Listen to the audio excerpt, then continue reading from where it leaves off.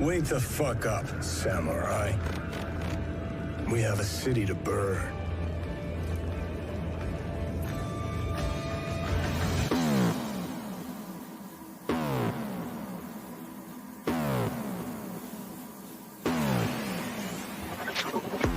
You disgust me. Who gives a shit?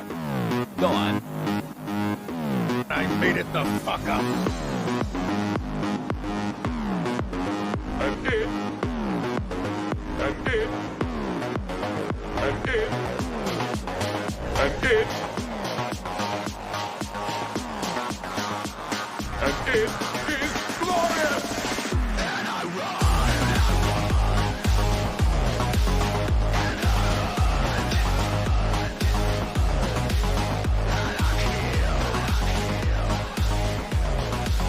Just for fun, just for fun, just for fun, just for fun, just for fun, just for fun, just for fun.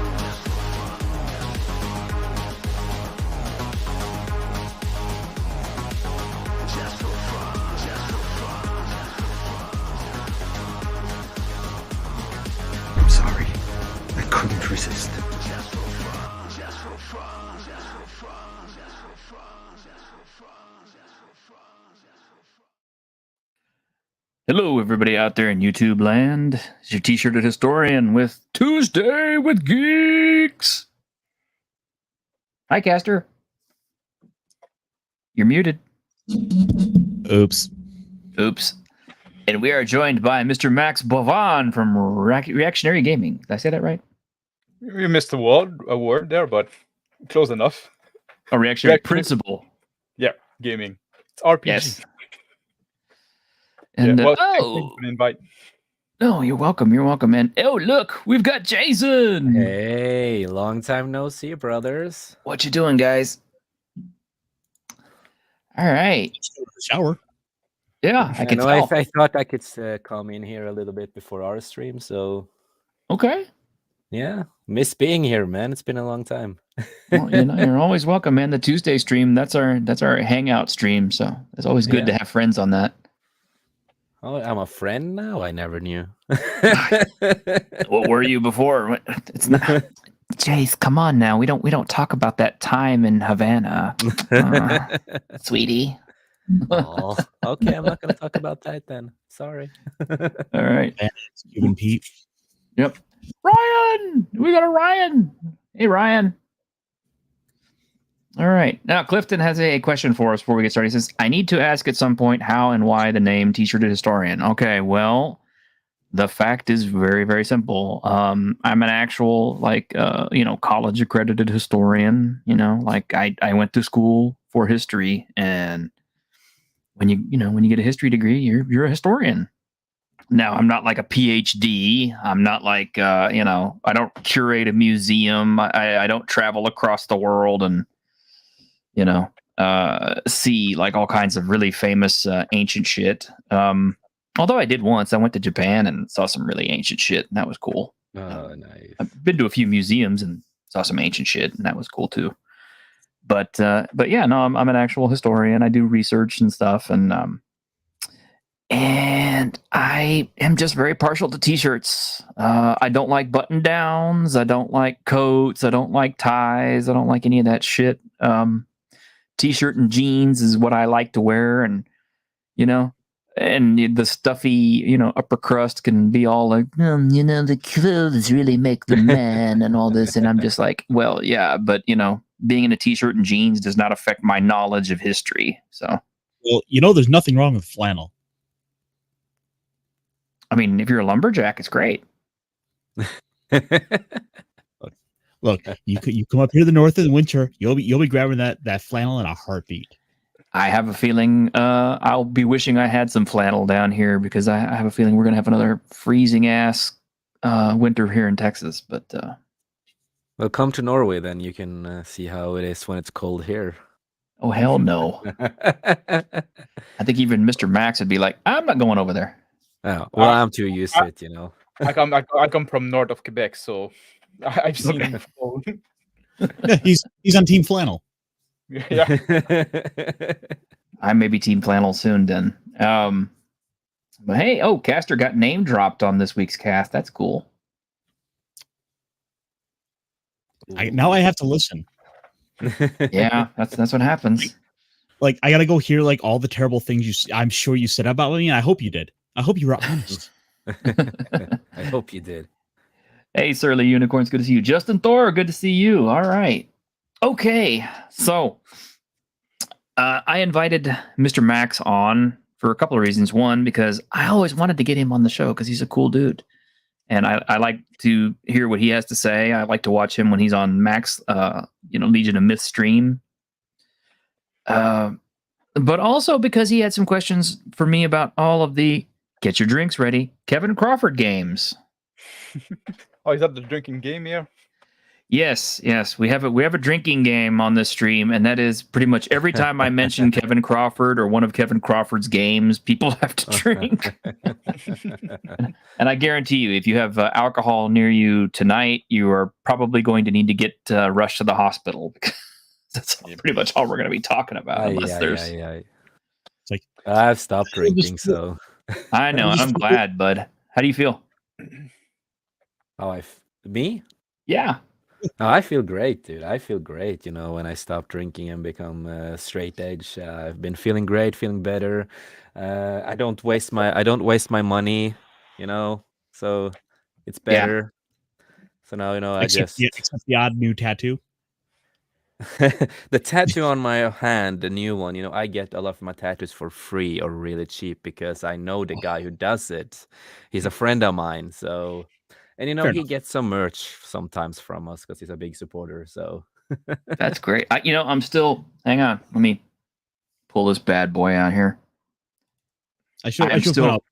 Ooh. hey, look at I'm that. still rocking this thing. It's still good. The OG, the good old OG. Um, I say these things in jest, though, Jace. I do it for love. Yeah. all right. Yeah, I Well- had some like the Crawford was launching on Kickstarter the new a new offset print of a World Without Number. And yeah, I was complaining a bit. Like I said, I would love to get it, but like I was complaining a bit about the price. It's quite high for a Canadian with the shipping and the conversion and stuff like that. And Yeah, we I had some agree. interaction there on Twitter, like you seem like quite knowledgeable, and that's what I was saying. I say you hear people talk about those without number games, and people always basically talk about like the chart to generate those worlds, like whether it be like a star system if you're in star without number, and I almost like never hear talk about the rules, the system, the mechanics per se. You know what I mean? And that's what gets me going. So that's why I wanted to. That's what I'd like to know a bit about. And since you run those games, I'd be curious to hear about it. Sure. And here's one of the first things I can tell you. I just got my offset print cities without number and my POD Nice. cities without number. So I can actually show you the difference in what you're getting. All my other books are PODs because I wasn't lucky enough to get in on any of the offset prints, but I did Kickstarter this and I did get my offset print for this. And I think you can already see, for one thing, you get the nice interior cover. The artwork looks more glossy. The pages are glossy. They're nice looking. Good. Yeah. The other offset prints, I think, actually have what do you call them? Bookmarks. Those the string bookmarks. Yep. Ribbon. This one, yeah, the ribbons. Yeah, this one does not. But this one also had some tables in the back covers, which I thought was really cool. And very helpful. Cool. Mm-hmm. And you can see how much richer the color is. Whereas I love this the color. Yeah, and this is just the print on demand that you can get from drive-thru-RPG, and as you can see, nothing on the inside cover, flat texture. I mean, and it looks good, but it's not. You can see the difference in the quality of the print right away, and of course, there's no tables printed inside of it at all, so you don't get any of that, and of course, you don't get the bookmark or anything. I actually do prefer like the matte paper than the glossy one. I find it Really? more pleasant to read. Yeah, I every time you read the glossy paper, like if you have like some kind of reflection, sometimes you just like no, you don't have that problem. Oh, absolutely. Like I've had that problem. If I was like, sometimes I'll go sit out at work and I'll have some rule book with me, and I want to read through it, but then kind of like the glare from the sun sitting outside, that makes it a little harder to read. Mm-hmm. Yeah. Well, okay. There is that. That's a difference between your POD and your offset print. The other difference too is the binding, because the POD books are glue bound, and they're usually pretty good. I'm not trying to diss the POD stuff because I have a lot of it. But the offset print is got the stitching and stuff, so it's gonna be more durable. One of the main reasons I have 2 copies of the book. I would have bought 2 offset prints if I could have, but the Kickstarter only allowed me to buy 1. Oh, really? Oh, really? Yeah. So I emailed Kevin Crawford directly, and I said, hey, your Kickstarter doesn't have any offering for a second copy, because I wanted to buy 2 copies, one for me and one for my players. Mm-hmm. Oh, yeah. And Crawford, this is how cool this guy is. He contacted me and he said, yeah, I don't have that. He says, but since you were kind enough to ask about it, I'm going to give you a POD code for cost. Oh, that's nice. Yeah. And sure enough, at the end of the campaign, he remembered me. He did send me the POD code. I bought it at cost. I think I paid $25, $26 for my POD. Okay. So that was really nice. I thought that was cool. And he is a stand-up guy. He just The POD is gonna be good enough for the players. yeah, and that's what I'm gonna do. Is the POD goes to my players. I'm keeping the nice one. But okay, let me bring this bad boy up so that we can start looking at them. Keep in mind, I can't see the chat going whenever I'm doing this. So, but yeah, I've got some of his most popular stuff all up on PDF. I have all of his books actually, so I have all of them on PDF. But I figure these are like the big ones that you might want to talk about. I really like that one. Yeah, that cover is beautiful. I really like the vibe. I do too. Yeah, it's honest. So, I mean, it's the newest book, but it's my favorite. So I suppose we should ask Max, what's your favorite genre for RPG? Like, do you want to go for like the classic fantasy? Do you want to go for sci-fi? Like, which of the games are you really feeling for that sort of aesthetic for you? I really what I get usually is like fantasy, but like very low fantasy, like almost like historical game mostly. Like I like when like there's just like fantastical elements spread out, and I want the fantastical element to also be fantastical for the character in the game. So you encounter something magical. It's not something that is like the fantastical doesn't become mundane. Like in your setting, if like there's elves running around all the time, they're not fantastical anymore. They're mundane in the setting. So you see an elf, you're not flabbergasted. You know what I mean? Just like yeah, I get you. So that's what I like. I like when it's very toned down in fantasy. Okay. Well, then for an entry, I would say go Scarlet Heroes, and as you can see.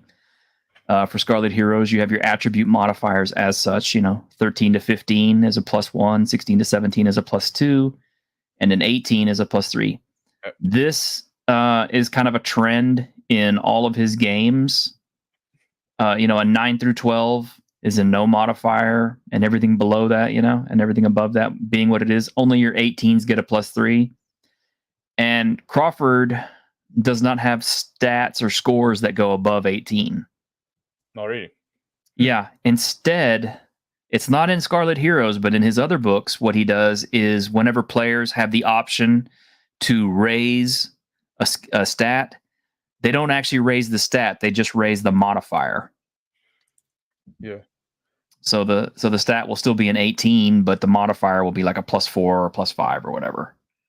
For most of them, Godbound is a little different. Godbound still has some super high stats, but.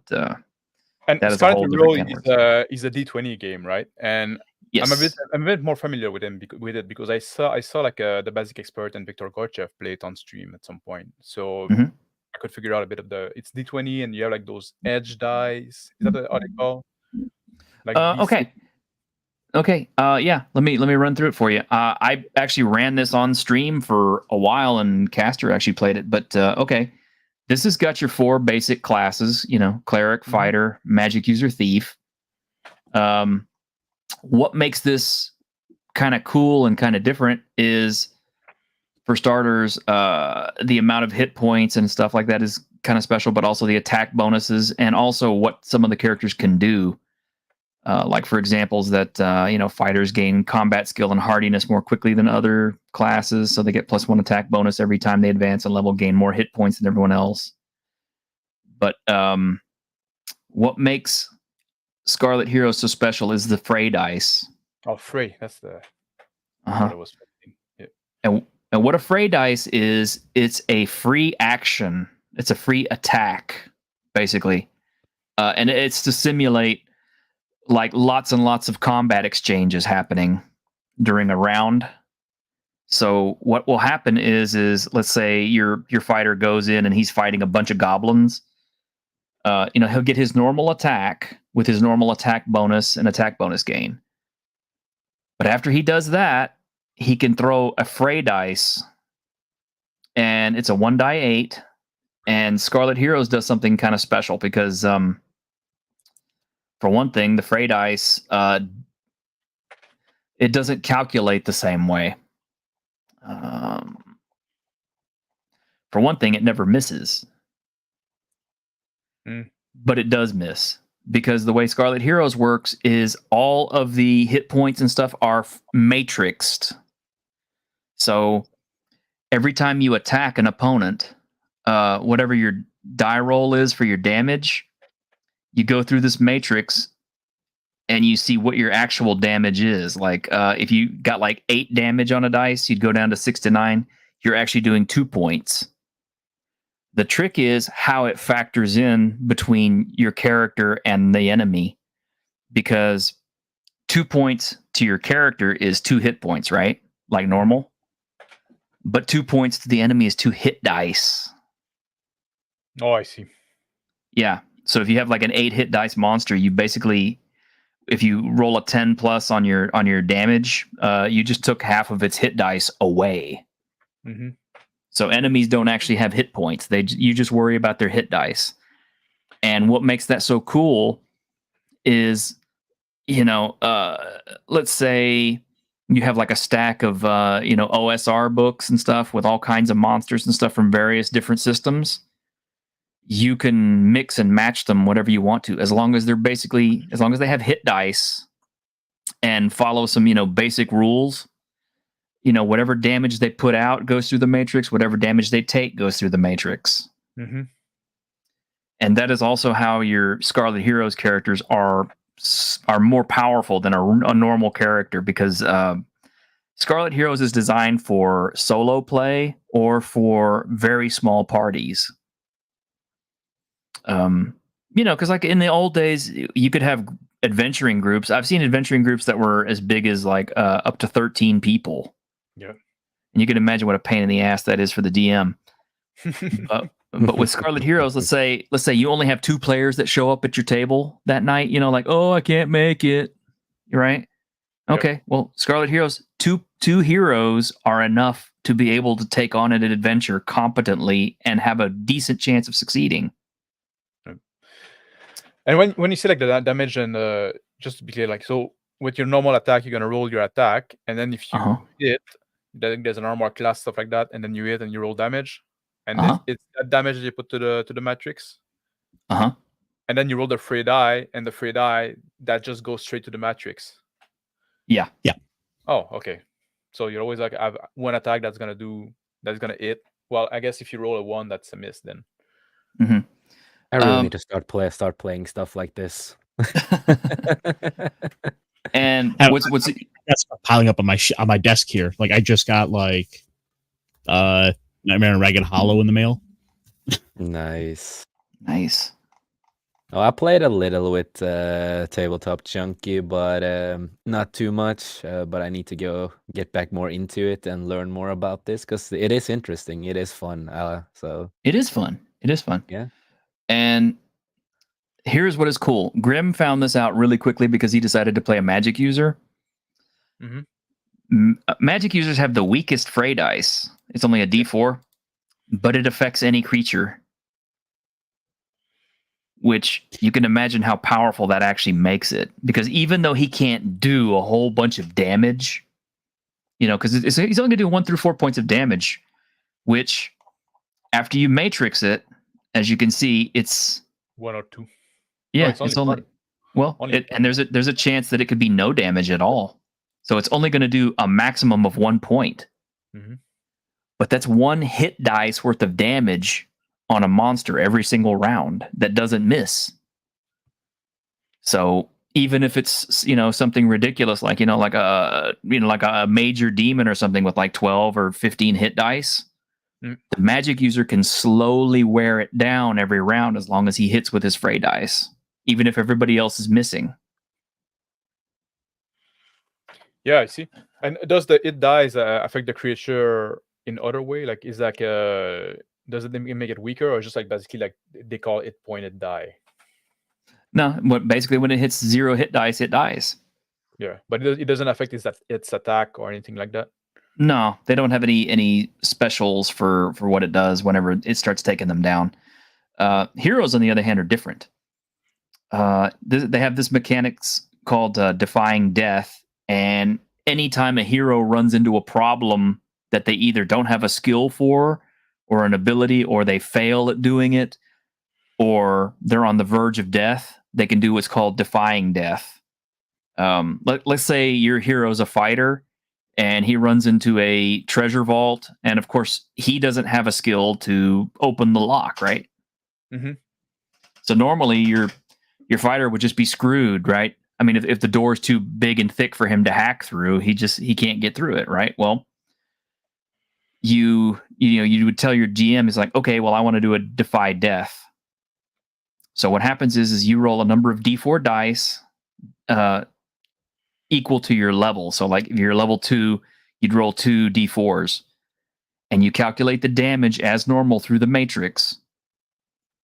And your character takes that amount of damage on their hit points. Oh, okay. And this is like if the character is reduced to 0 hit points and they're left with 1 hit point and the attempt to defy death fails.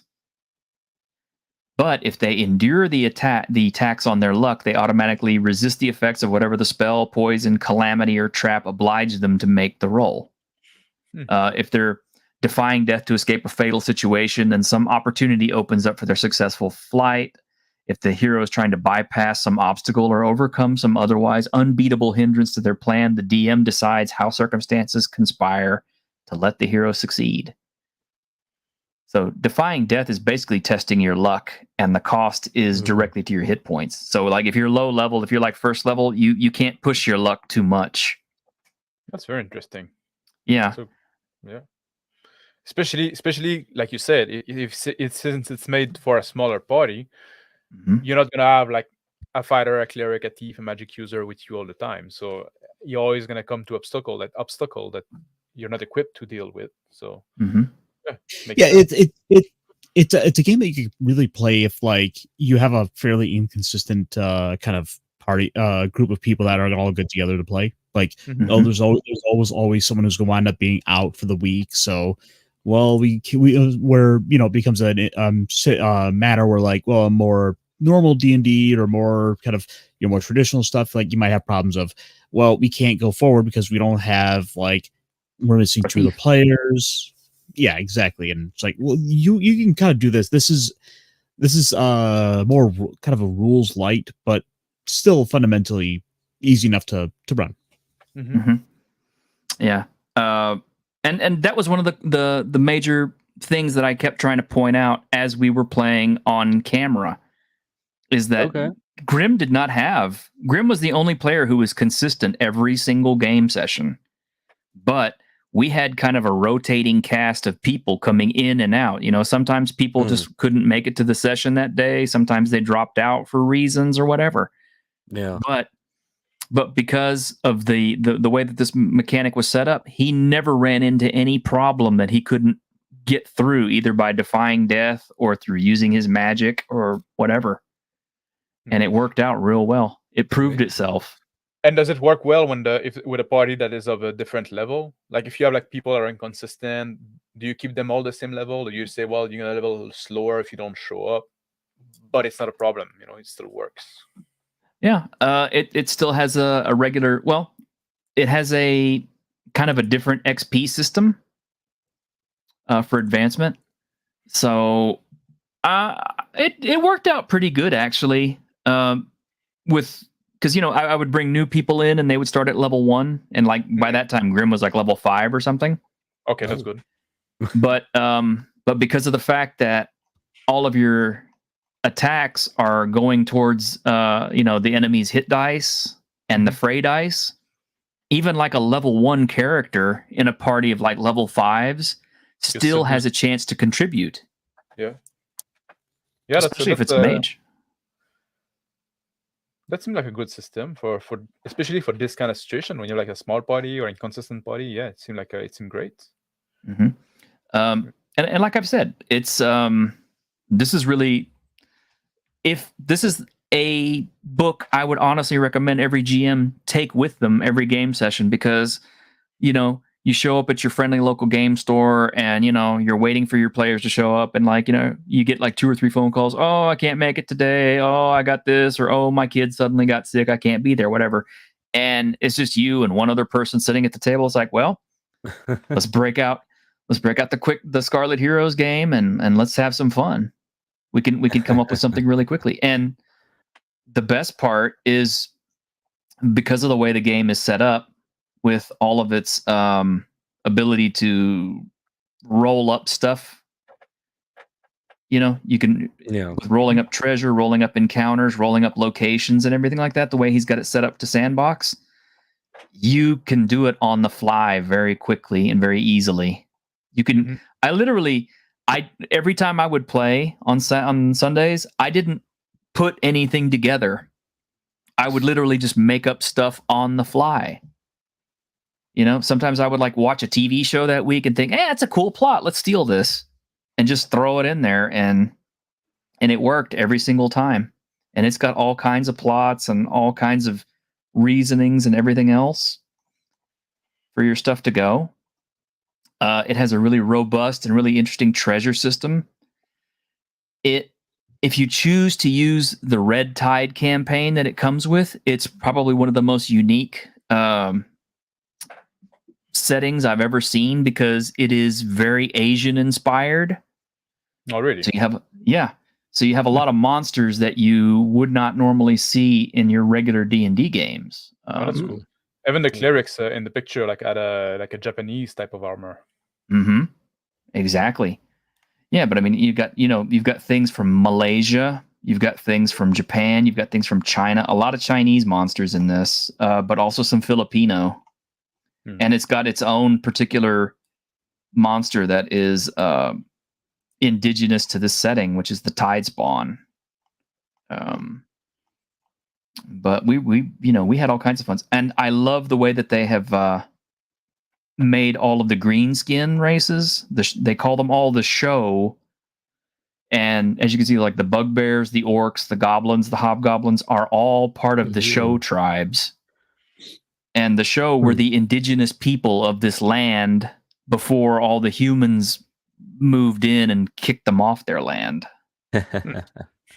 So that has a really neat, side effect too. Their ogres are more in line with the horrible Japanese Oni types.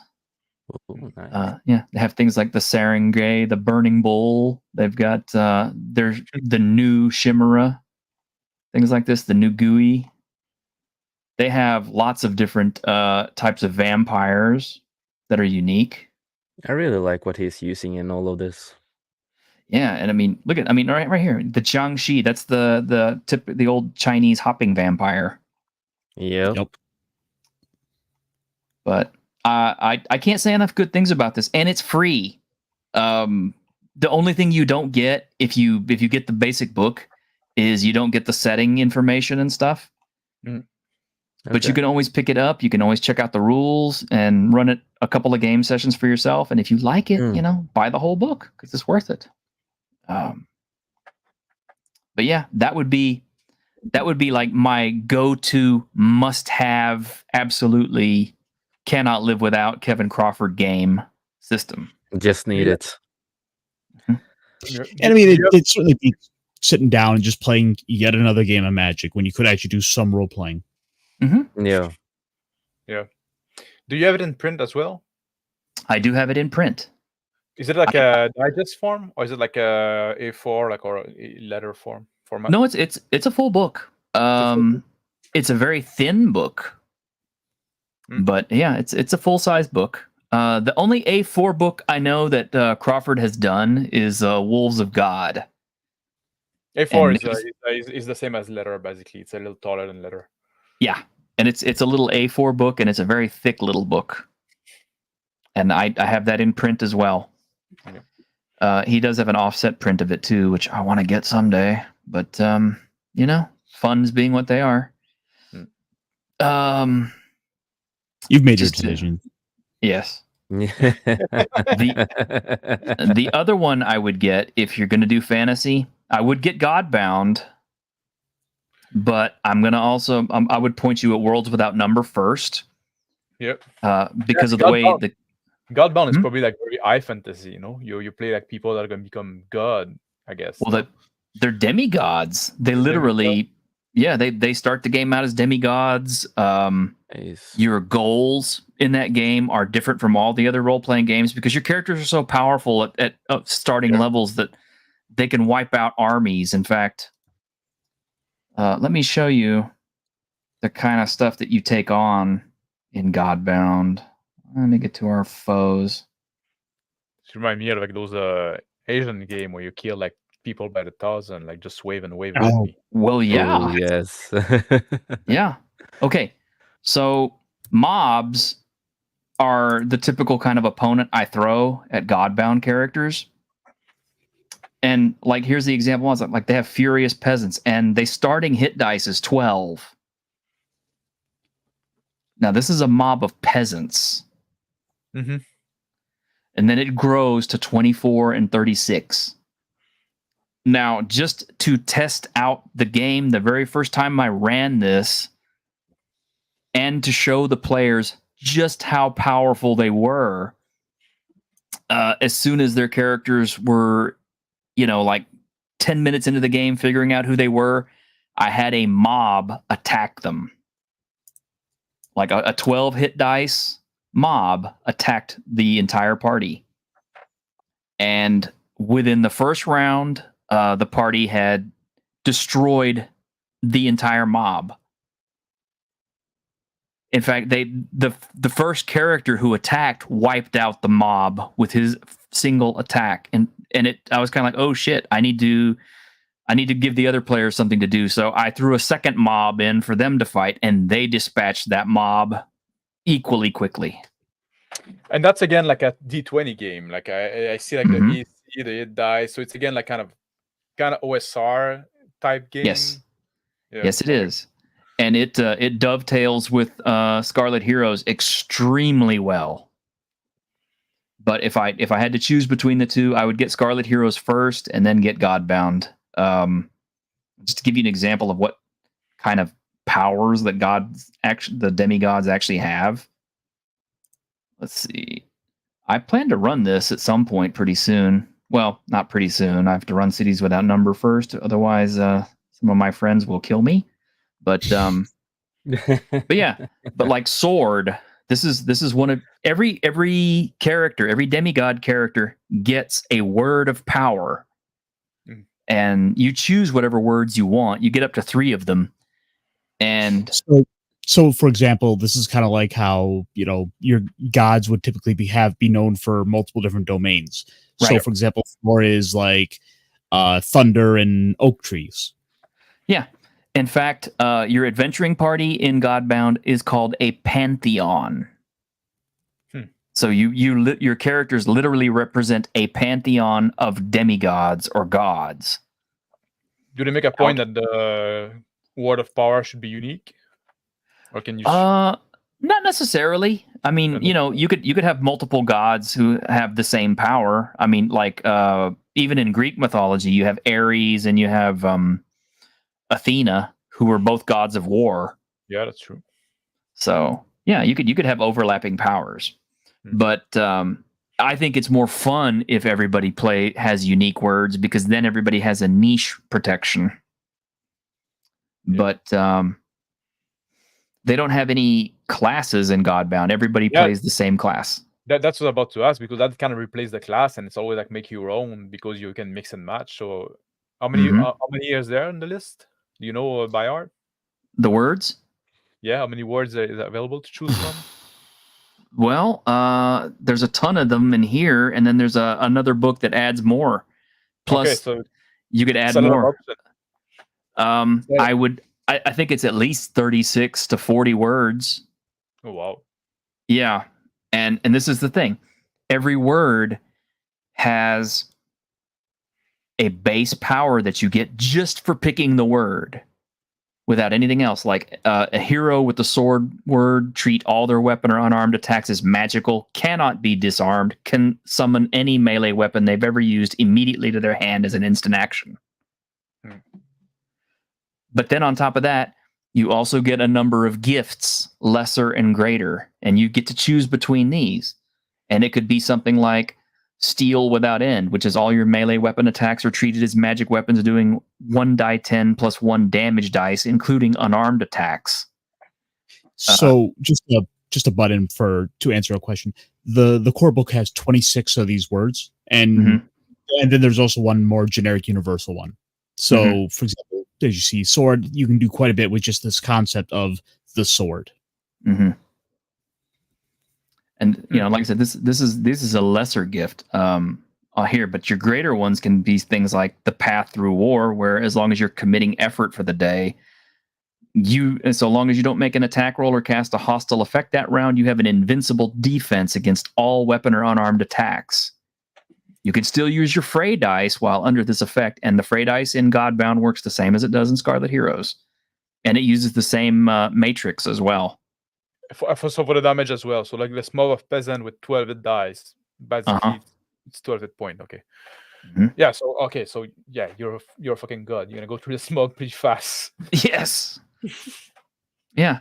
And like I said, so you can still use your Fray dice while you're under this effect, and as long as you don't make an attack roll. So basically, if you use the Path Through War, let's say you have an entire army coming at you, and you have this word of sword. As long as you don't attack them, you can stand there and they can't hurt you. It doesn't matter how many times they hit you, but you could still fray them. So while you're standing there and just laughing off all their weapons, you're still killing them with the Fray dice.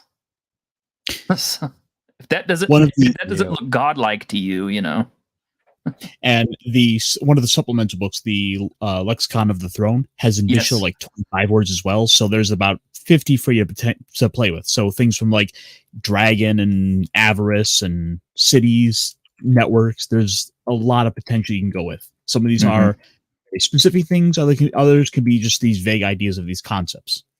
Yeah. Godbound is an amazing game. Your characters are basically superheroes. You can really see the roots of the Greek mythology or the Norse mythology in this game, and it's absolutely brilliant. It's honestly one of my favorite games to play, just because I like to see what the characters are going to do to overcome things. Because when you're this powerful, armies can't stand against you. Most mundane problems are easy to solve, so it becomes a challenge for your god to do things to make his cult following get bigger and gain more people. It's kind of like the Silver Surfer kind of like a storytelling, where you just like put the power scale so high that all this is like taken care of already. So you focus on it. What the kind of goal, like you're talking about, like growing your cult? Is that what you're supposed to do? That you're encouraged to do in the game?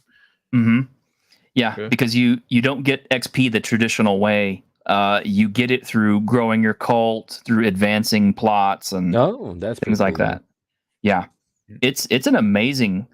I hate to say the word storytelling game, but considering how easy it is for most of your heroes to do things, it's pretty much like writing an epic story as you go. But you still have all the dice rolls and all the OSR mechanics and things working for you, so it is still a game. It kind of forces you to focus on something else than just like killing monster. Yeah. Can you encounter like other Godbound type people? Like, is there like fights between them? Yeah. Yeah, because part of the story of the world is people got so powerful that they eventually started trying to become gods themselves, and when that didn't work, you had a bunch of fallen gods, and the throne of the gods is empty. And it's your task to try to grow your cult and your character strong enough, your pantheon strong enough to become the new gods. Like that. You have to contend with the old ones. Just to briefly interrupt here, Jace needs to get out. Oh, you do? Yeah, I have to get ready for tonight's stream. Oh, that's right. Okay, bud. Well, it's been good seeing you, Jace. Same to you, man. Same to you, Max. So it was fun being here, just listening most of the time. But this is really interesting, and I like to learn more about tabletop games, because I'm not into games like that normally. I'm more into video games and that kind of sorts. But we'll have to figure out a time where we can sit down and play this, because I think this one might be kind of fun to see what would you do with nearly unlimited power. Oh yeah, Yeah, dude, I would love to. Dude, I would I love want to to run make a this. show. I would love to make a show about this. You know, we do some tabletop games. I think that would have been cool to do together. So, you know, let's fucking do it. Yeah, let's do it. But other than that, thank you, everybody. As I always say before I leave, life's too short to make the most of it. And we on this panel, we appreciate everyone out there. None of us would have been here today if it wasn't for all of you guys out there. Thank you for the support. Thank you for the love. And I will see everybody next time.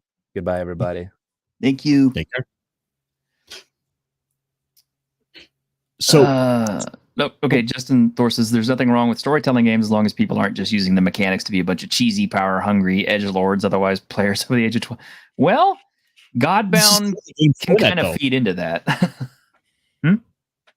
I was agreeing with you, Mike. This is kind of a game for doing that.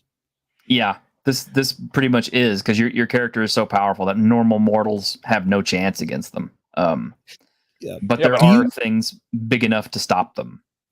Do you want to pull up some of the generation charts? Because I think that would be something good to show off a little bit of. But you know, like this makes me think like if you take out of the way, like the character is very powerful, most challenge are not going to be a challenge, most like but you kind of have to redirect what actually you're focusing the drama on, and it almost become like this. Was it like Faulkner would say, like the only thing worth writing about is the human art at war with itself. You know, you almost kind of like to fall into that kind of game, you know, and kind of a story that you narrative. You try to do something, but it's hard to do the right thing. You know, it's always like, well, now I want to grow my cult. I want to help my people, but I don't want them too much. I don't know. That's how I would see it from the outside, at first glance. You know, try to have like some kind of other consideration than just how my players did it is they always have wanderlust. So basically, it would be like every week it would be them wandering to a new location, defeating whatever local warlord or monster, or solving whatever local problem there was. You know, like, our crops can't be irrigated, or there's an impenetrable vault here that has riches that would help this city, but we can't get into it, or whatever. And the heroes would basically just kind of like stomp their way through it and easily solve that problem, create their own legends, grow their cult, and that was how they would grow their cult every week. And sometimes they would stay in places for a little while and just kind of develop them. Like if they had a god who was like for fertility, there's a fertility word. Those people can do all kinds of things. They can curse people to be infertile, but they can also cause things to grow and stuff like that. It's kind of it really takes the scale up on games to another degree. It's your simple stuff like keep on the borderlands kind of adventure is nothing to Godbound characters. Yeah, they could trash the caves of chaos in one session.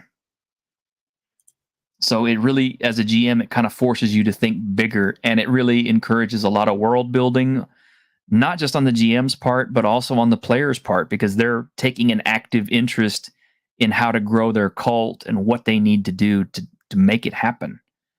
And I kind of like that, because it almost becomes like cooperative in the way that it grows the game. But we'll play it one of these months. I still have to get through my Other Dust campaign, and then I have to run Cities Without Number. And then after that, I will definitely run Godbound. Yeah, you see, I think this one would be like less my jam, because like I'm not like a big into the power fantasy type usually. Like I have like this idea that heroes are ordinary people doing extraordinary stuff, not extraordinary people doing stuff that is basically ordinary for them.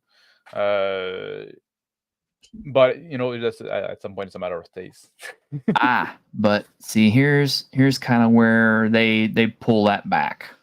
because in the deluxe version of these rules, it's not in the basic rules that you can download. You have to buy the deluxe version to get these.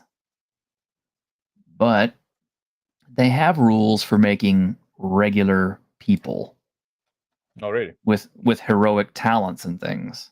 Hmm. And it Oh, does really? have rules. Yes. In there. Yeah. Hmm? And it does have rules for putting in all your regular stuff like Vancian casters and old school gamers, classed mortals, things like that. It has that. It has stuff for cyber stuff and clockwork stuff. It kind of covers everything. But you can definitely tell that this is an older game and not it's polished, but Scarlet Heroes and Godbound don't feel like the Without Number series. Mm-hmm. They're their own thing. But I like it. It's fun to do. Just on those times when you've had a hard week. Everybody's tired and they're frustrated and pissed off and stuff. It's like, okay, well, let's play some Godbound, and all of a sudden, you can just indulge your power fantasies and do whatever you want to for a little while. Yeah, you see, that's the thing. Like that's my everyday life. So. It must be nice to be you. It gets boring. Well, we can't all be gods, Mr. Max. But anyway, here's the other one I was wanting to show you is Worlds Without Number. And why I like this one is, first off, it has the potential to grow characters into super powerful beings by using the legate system. But your basic character creation is, you get the 6 attributes, and it's exactly like all the other ones. 8 through 13 is no modifier, 14 through 17 is a +1, 18 is a +2. So this is even more harsh than Scarlet Heroes. Even more skill down, yeah. Yeah. So that's again like a D20 kind of game. So I thought the Crawford had his own mechanics. I didn't realize he was like kind of OSR kind of guy. I thought he had his own system. I guess that's why people never talk about the mechanic outside of like the world generation. Well, but even for OSR, it's pretty unique, and I'll show you why. Yeah. So Starter Row had some good idea there with the free dice and stuff like that, and. Yeah, so if you just pick up Scarlet Heroes and just steal the fray dice and the damage matrix, that makes it worth it. But the cat. Oh, okay. But this game actually introduces skills. So you have skill lists and you have skill checks, and all the skills are rolled on 2d6. Mm-hmm. And you will add your skill level in, and you will check it against whatever the difficulty is. So and it's got things for how difficult they really are. But it's got everything like connecting, sales, work, trade, all that kind of stuff. So that's the first thing it adds that makes it nice. The other thing is their background system. You can roll it if you want to, or you can just create your own character. But like every background, you have a choice. You get a free skill, like survive or craft.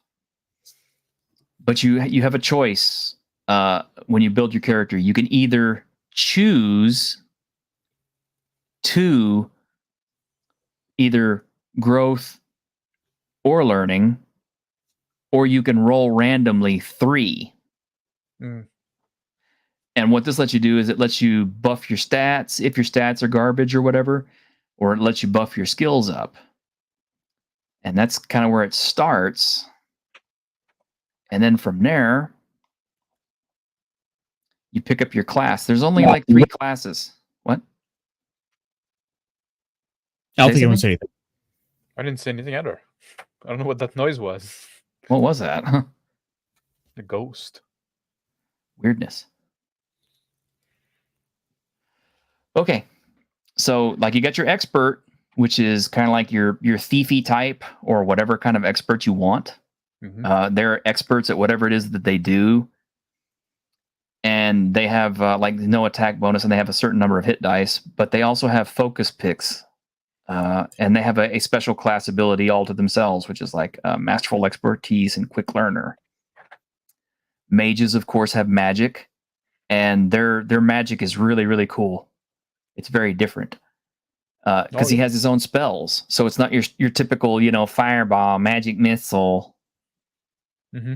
You got your warrior. Your warrior has a class ability of Killing Blow, which is, anytime they inflict damage with any attack, spell, or special ability, they add half their character level rounded up to the damage done. So they can kill things very quickly. Plus, they also have another ability called Veteran's Luck, which means anytime they miss an attack, they can make a hit. They can turn it into a hit. Or they can make somebody miss as an instant action.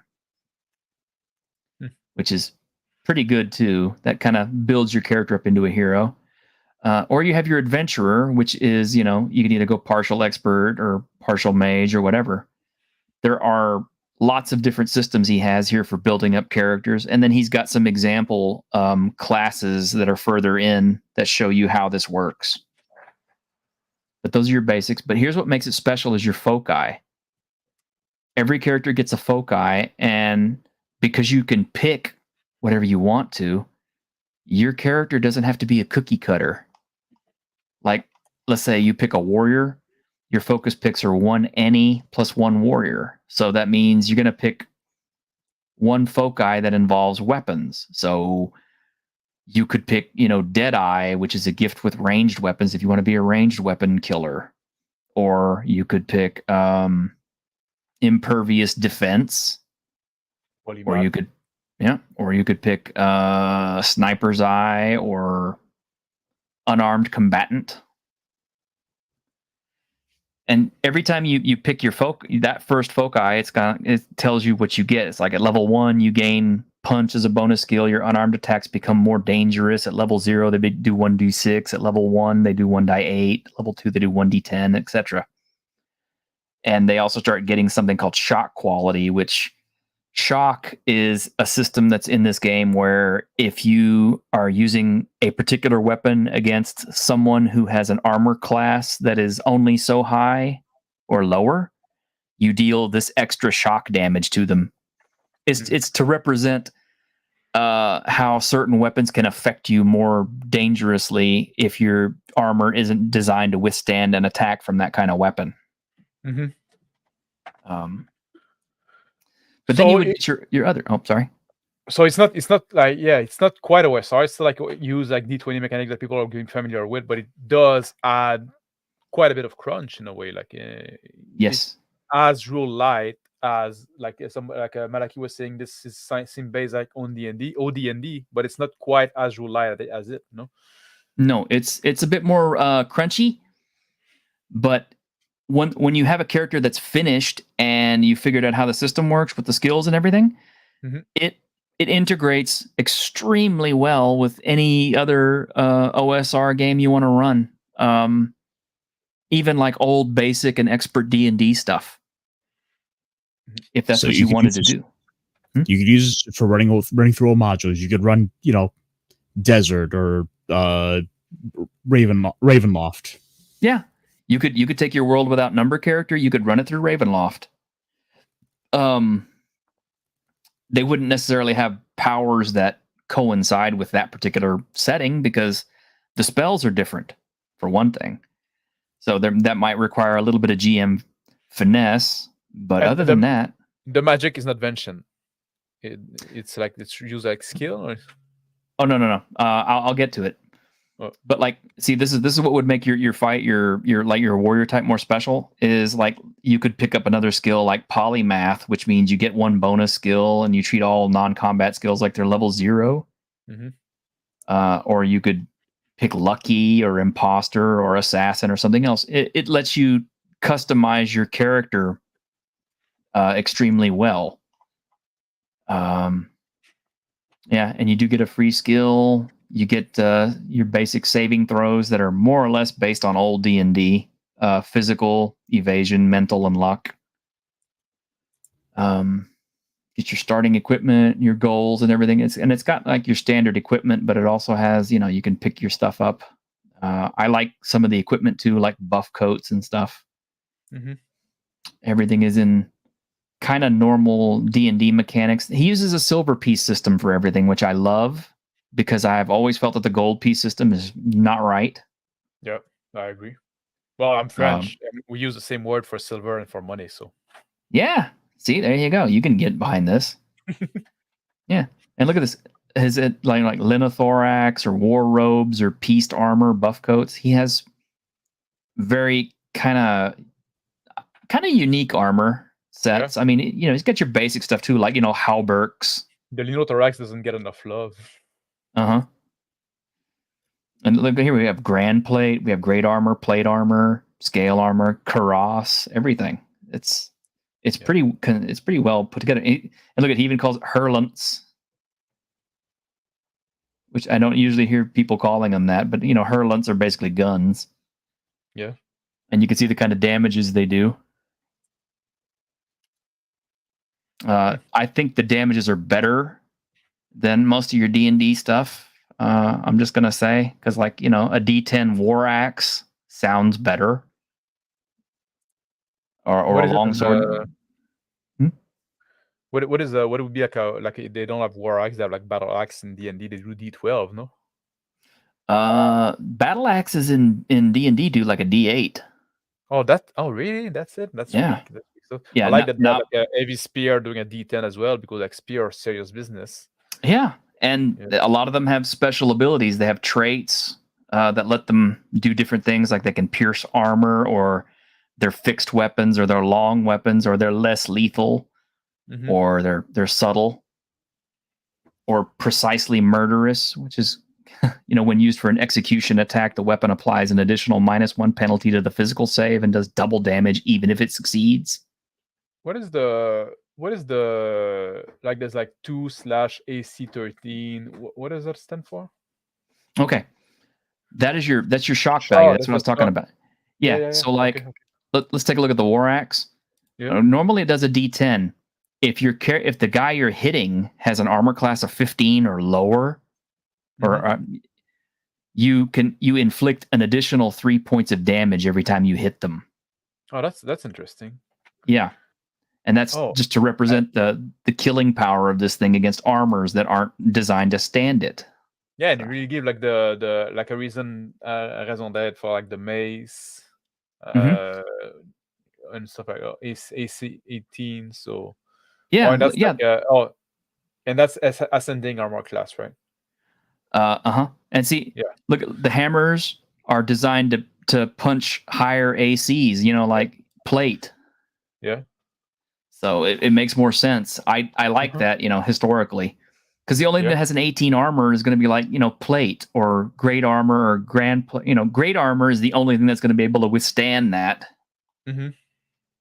So it gives you a reason to have these. And there's penalties for having certain kinds of armor, although it's not too bad.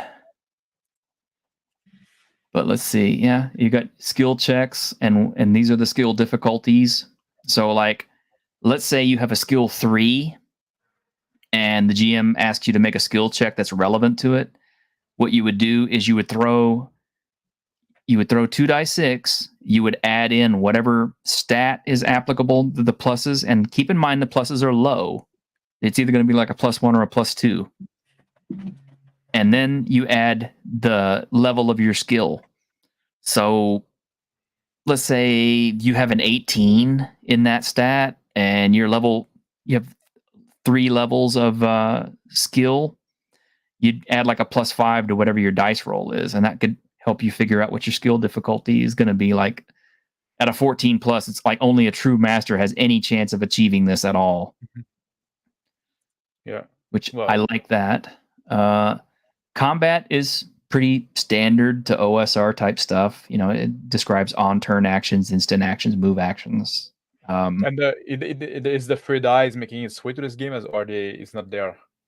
The fray dice is not in this unless you add the heroic rules. Oh, okay. So because there's a whole set of rules that actually started in Stars Without Number. They carry over to Worlds Without Number, and they're also in Cities Without Number. So is it like a way that you can always like reconstruct kind of Scarlet Heroes in this game? Yes, in fact, that is what I do on a regular basis on my normal games because I only have 2 players. Mm. So I use the Scarlet Heroes Matrix, and we play Worlds Without Number in it. Actually, right now we're playing Cities Without Number, and we're playing that one straight just because I want to test out how the hit points and stuff work. But normally, like I said, we do Worlds Without Number. We do the Scarlet Heroes rules. It tells you what you need for how many actions and everything it takes. It's not too crunchy. I mean, we're not talking like 3.0 level of crunch. Mm-hmm. It has good examples. One of the things that this introduces for injuries, healing, and system strain is all the without numbers have system strain numbers. And basically your system strain is equal to your con. So like if you have a 13 con, you have 13 points of system strain, right? Yeah. Every time you get healed, it costs you like a point of system strain. Oh, really? Magical healing, stuff like that? Yeah. Any kind of healing. Not natural healing. I think even natural healing. Oh, really? Let's see. Okay, natural healing doesn't, but like magical healing for like quickly healing. Yep. Yeah, it says like where does it actually say? Well, it doesn't, but it's in there. But yeah, anytime you take any kind of like magical healing or quick healing, it does a point of system strain. And individually, it's not a big deal because system strain doesn't do anything to you too bad to start with. But what happens is it starts adding up after a while. Mm-hmm. So, yeah, even though your party can get through a fight and get themselves healed and that, it lowers their system strain a little bit. And can you regain the system strain, or once it's lost forever? No, it's natural healing. You regain 1 point of system strain. Okay. Every time you get a decent night's sleep and you're properly fed and a night's rest, you lose 1 point of accumulated system strain. And you also recover your level or hit dice and lost hit points. The only thing is that if you're considered frail, which means basically you hit 0 hit points and had to be stabilized and brought back if you fell in combat. But I like the system strain system because it takes a toll on your characters after a while. They have to, after every fight, they have to consider whether or not, okay, our fighter has taken 8 points of system strain. He's got 10 points left. If we continue to fight, how much longer can he keep fighting and keep getting healed until he can't get healed up too much more? And how is this going to affect him the next day or the next day? Because if you're only getting back 1 point per day, eventually it's going to take its toll. Like you may only lose 4 points of system strain your first day from healing and get 1 back.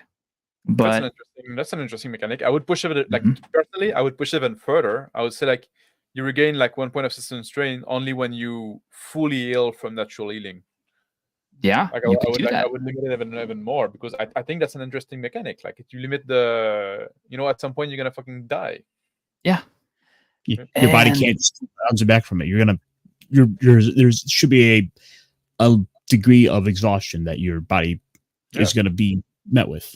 And also like it limit like it make you think about maybe I'll wait to get injured a little more before getting ill. Like it introduced like kind of like a push your luck kind of mechanic. Exactly. And it also kind of stops the whole the whole take a short rest. Yeah, exactly. Which is not actually part of the game either, but it does have a character advancement system that's kind of unique. And the book looks well put together with the layout, the little art there in the margin.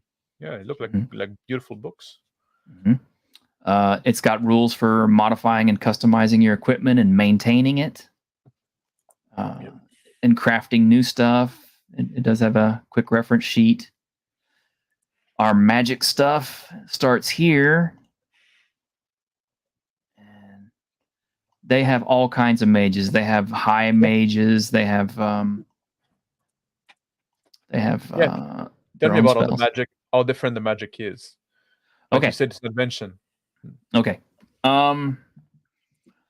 So like your high mage has to do effort. So it's effort-based casting. It's not so much a case of, oh, I have this spell memorized or whatever. It's not Vancian. Mm-hmm. Every time your guy's casting spells, he's using effort or he's committing effort to have to do it. What is that effort? Are they like spell point basically, or did it serve some other purpose? Or is that a mechanic that's used elsewhere? Okay. Effort is basically how to put it. It's a system that was brought over from Godbound, but it's like if you're committing effort, that it's basically like saying you're concentrating. So like for like empowered sorcery, you're committing effort for the day as an instant action to reroll any variable dice associated with the spell's effects, right? Well, if you've committed your effort to doing this, then it goes away for the day or until the scene ends and a new scene begins. Or like here, it's like, once per scene, you may commit effort for the day. Okay. That's how that works. Your actual spells they come in like several levels, and they are similar to the Gygaxian spells, but they have completely different names, and the effects are slightly different. They don't have like your standard magic missile, fireball. Like you don't need to roll to cast. It's still like a automatic casting basically. I think there is actually a roll to cast. It's been a while since I've played a mage type, and it was usually my friend doing that. So he remembered it better than I do. But I think that is part of their casting. There is a roll to cast. I'll have to go back and review it. Like I said, I'm not a super duper expert on all of his stuff, but I know it pretty well. Yeah. Running through this. Let me see. Elementalists. This is another type of spellcaster, and they have completely different types of arts. Yeah. And magic. And different mechanic to cast. And healer is its own unique thing. They don't have clerics. The healer is its own type of class. Like it's a mage class. So you'd pick a mage class, but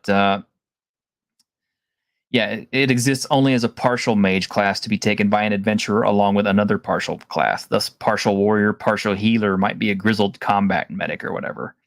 Yeah. But they gain heal as a bonus skill. And it says healers do not learn how to cast spells. Instead, they focus on special arcane healing arts.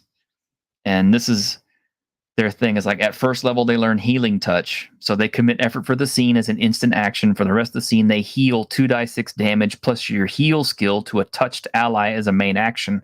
But this healing adds 1 system strain to the target each time it is applied. Oh, so you commit the effort, and then you can do it for the scene as much as you want. Okay, that's different. Yeah. And you can kind of buff it up a little bit because there's arts that you can add to all of your magic to kind of trick out the way they work. Like healer's knife is like your healing touch ability is altered and may be used to inflict damage on a living target instead of healing it. Or tireless vigor. You commit effort. While it remains committed, you need to eat, drink, breathe, or sleep does not grow further. You may exert yourself tirelessly and regenerate 1 lost hit point per hour.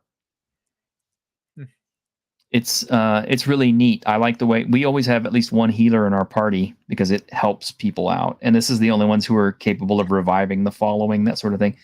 You could you could just easily take like a warrior healer and just call it a cleric if you really wanted to. Because like the other class, like there's warrior, there's like the expert, the mage, and the adventurer, which is gonna be like the multi-class kind of guy. And you're always So- going to be a multi-class to do a healer. So with something else than mage. So you could be like a basically like you could be like healer and fighter, or healer and specialist and expert. I mean, okay. And that, you know, and that's kind of cool. You got necromancers, of course, and these are kind of almost like a generic. Then you get stuff like the Vowed. This is basically what takes place of the monk, and it is another partial mage class. See, rangers, paladins, monks, any kind of what you would call like a D&D class that casts magic in this system would be considered a partial class, a partial mage. An adventurer, power mage. So it keeps the warrior's niche protection. Yeah, that actually makes sense. Yeah, I like that. But yeah, they get their martial arts style, they get punch damage, and their punches do shock. So like, yeah, even though they do 1d6, if anybody's got a 15 or less armor class, they're eating an extra point of shock every time they get punched by this guy. But then what gets cool is the way that they change up their stuff, what they add to it. Like brutal counter, you commit effort for the scene as an instant action after resolving an enemy melee attack against you. Whether it hits or misses, you make a free physical attack against your assailant using a normal attack or some other offensive ability that takes no more than one main action to execute. So I think the French word for that would be riposte. Riposte, yep. Yeah. You can actually develop new spells. It gives you rules for this. That's cool. Yeah. And it tells you what the criteria is for. And the main thing here, spells should not substitute for other classes. This game is very big on its niche protection. Yeah. Which I like. You made a sale. Malaki says he's gonna get it. Well, the Kickstarter is for the Kickstarter for the new offset print is on, so it's the right time if you want to jump in. Yeah. And you don't mind waiting, I guess. It has its own world, and there is an expansion book on this called The Atlas of Latter Earth, which I absolutely 100% recommend if you're going to do Worlds Without Number, because it adds so much. This, when we first started playing, this was the only map that I had for the world.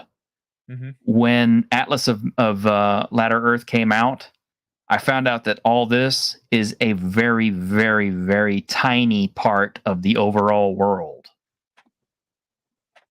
Is there like rules for exploration, like hex crawling and stuff like that? Yes, yes. Yeah. It's got a very robust hex crawl set. Hang on, it's a big book, so I'm jumping through it as fast as I can without trying to get stuck on anything. Is that 400 page? Is that the page count there I see? Yeah, it is that big. It's a 400 page count book. It's a big book. Yeah. It's a monster of a book. But yeah, like while you're building your kingdom map, you can roll for significant terrain features. And then when you actually get down to, how dangerous it is, you can construct your nations and your cities and your borders and everything, and all of the stuff on it. Huh. Yeah, I'm surprised. I'm surprised that people don't talk more about it, because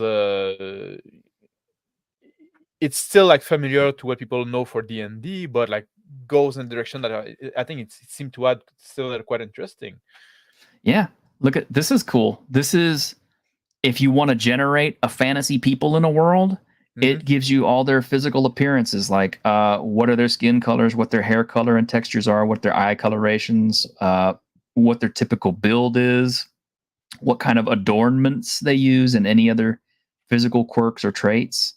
Yeah. Does he have digital tools? Not that I'm aware of. That seems something that he loves his chart and stuff like that, and random generation. That's thing that would work great in the digital form. I think you can look online and see. I'm sure that people have built some kind of digital tool sets to use with this, because there is so much random generation possibilities that automating it would be really helpful. Yeah, imagine if you can do it in one click. There's race. They have like ruby skin and yellow eyes and whatever. you can find out what the value of that society is, like conquest and domination of others. Yeah. What their society is like, the aesthetics, like Mongolian steppe nomads or pre-Columbian North American tribes.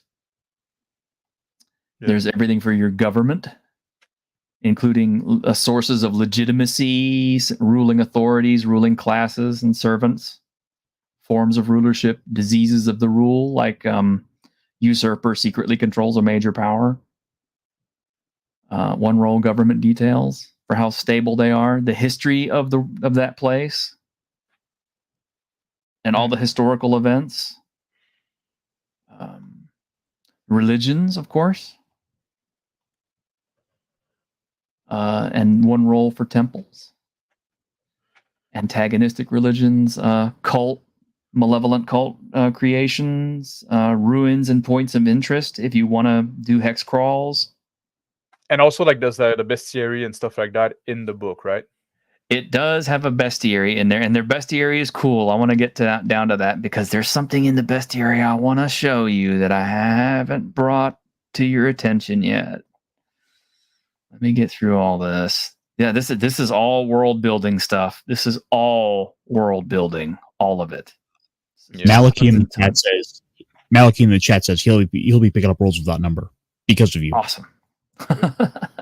I'm glad. I mean,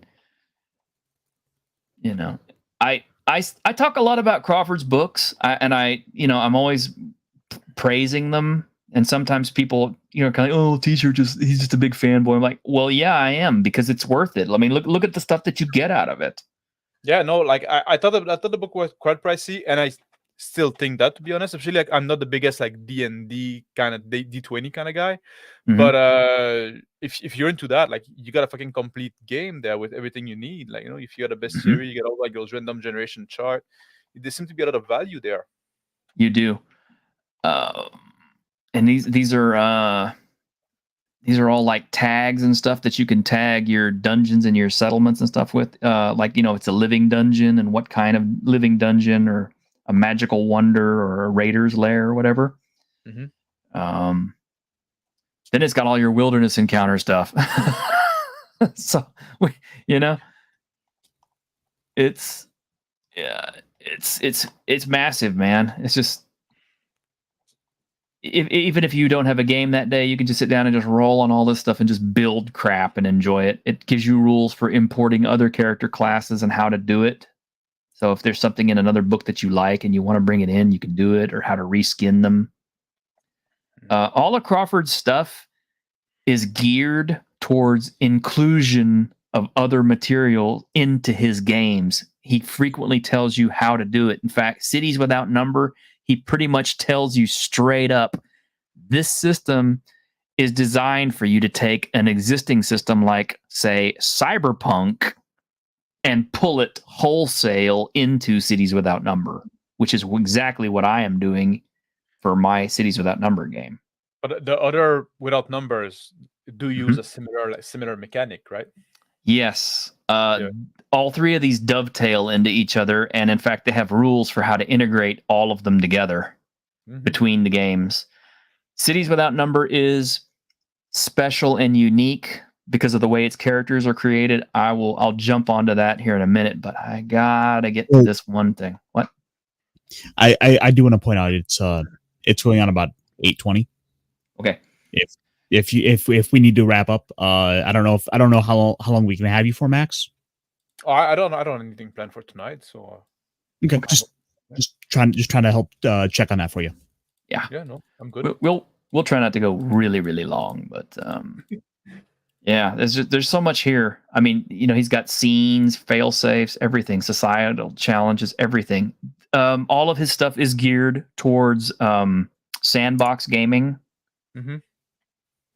That's kind of the strength of it, including experience points, rewards, treasures. It's got a whole thing for how to build treasures and how to roll them randomly, how to handle wealth in your campaign and sell it, and what to do with too much money.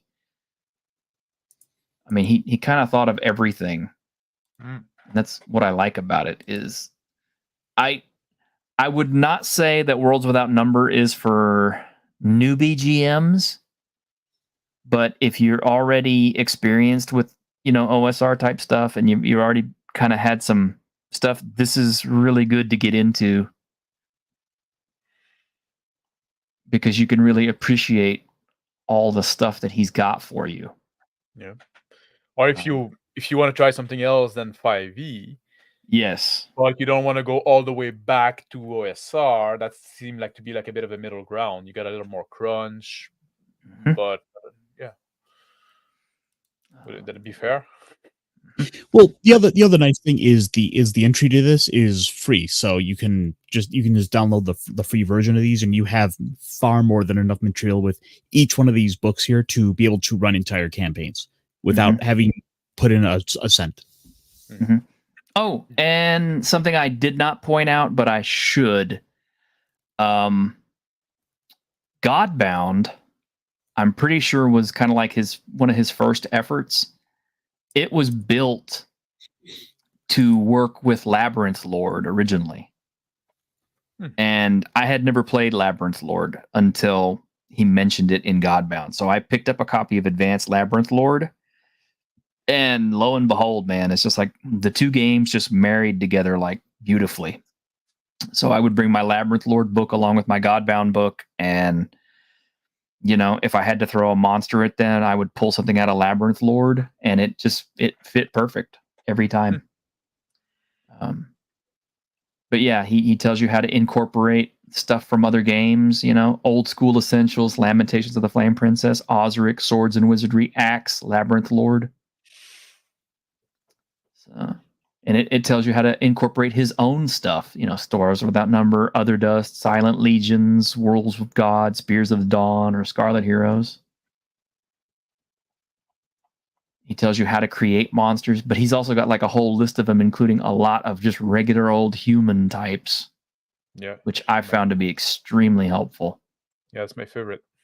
But he's also got something in this game that is unique to it called the Blight, which is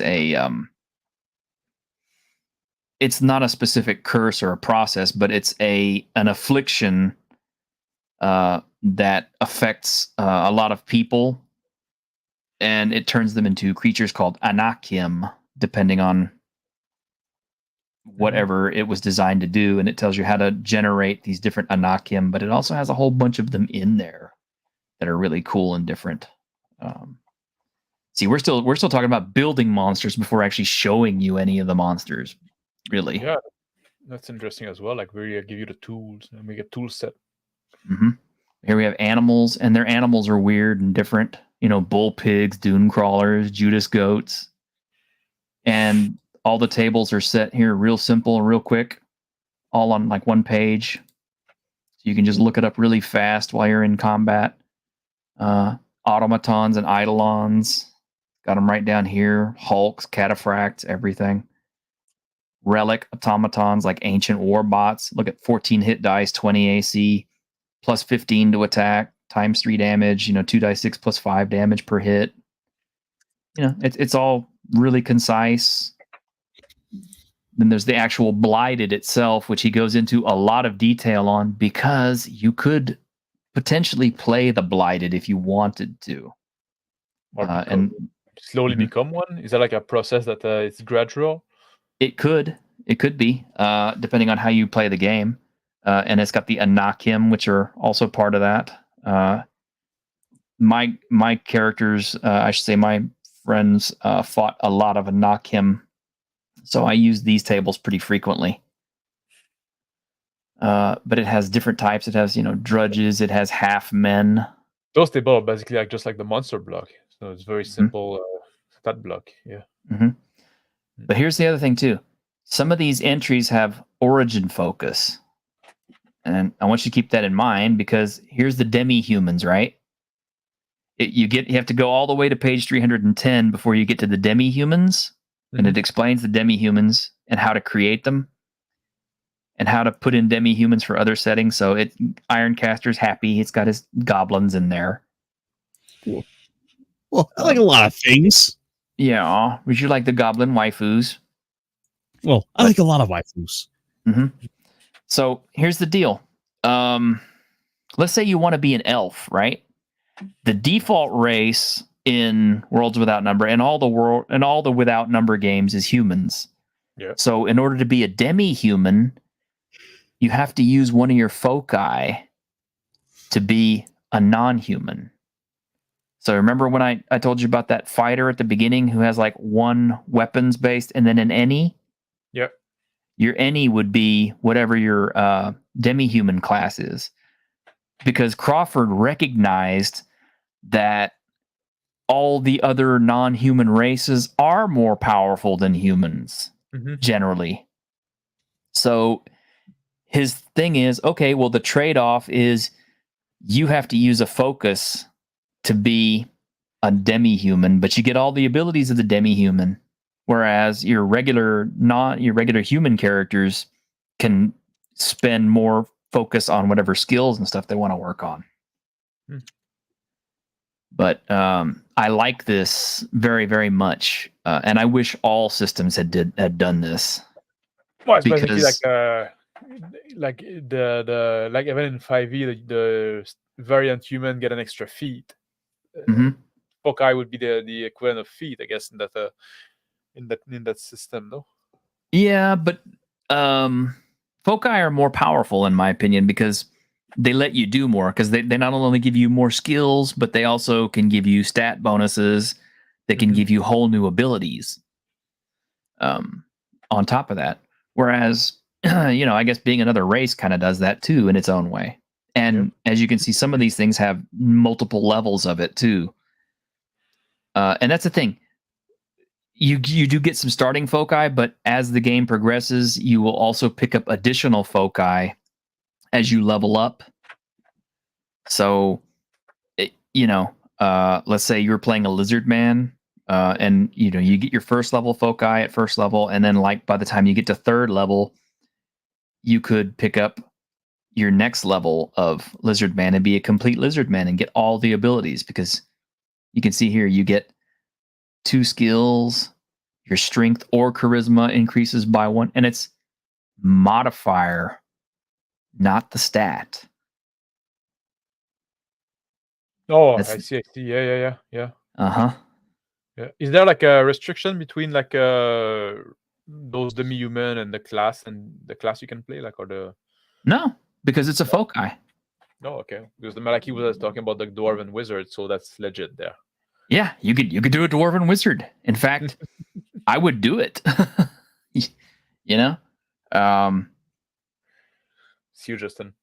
Yeah, and it's got all the stuff on them. Origin focused dwarf. It tells you, and it gives you 2 levels of dwarf even, if you want to do origin focus.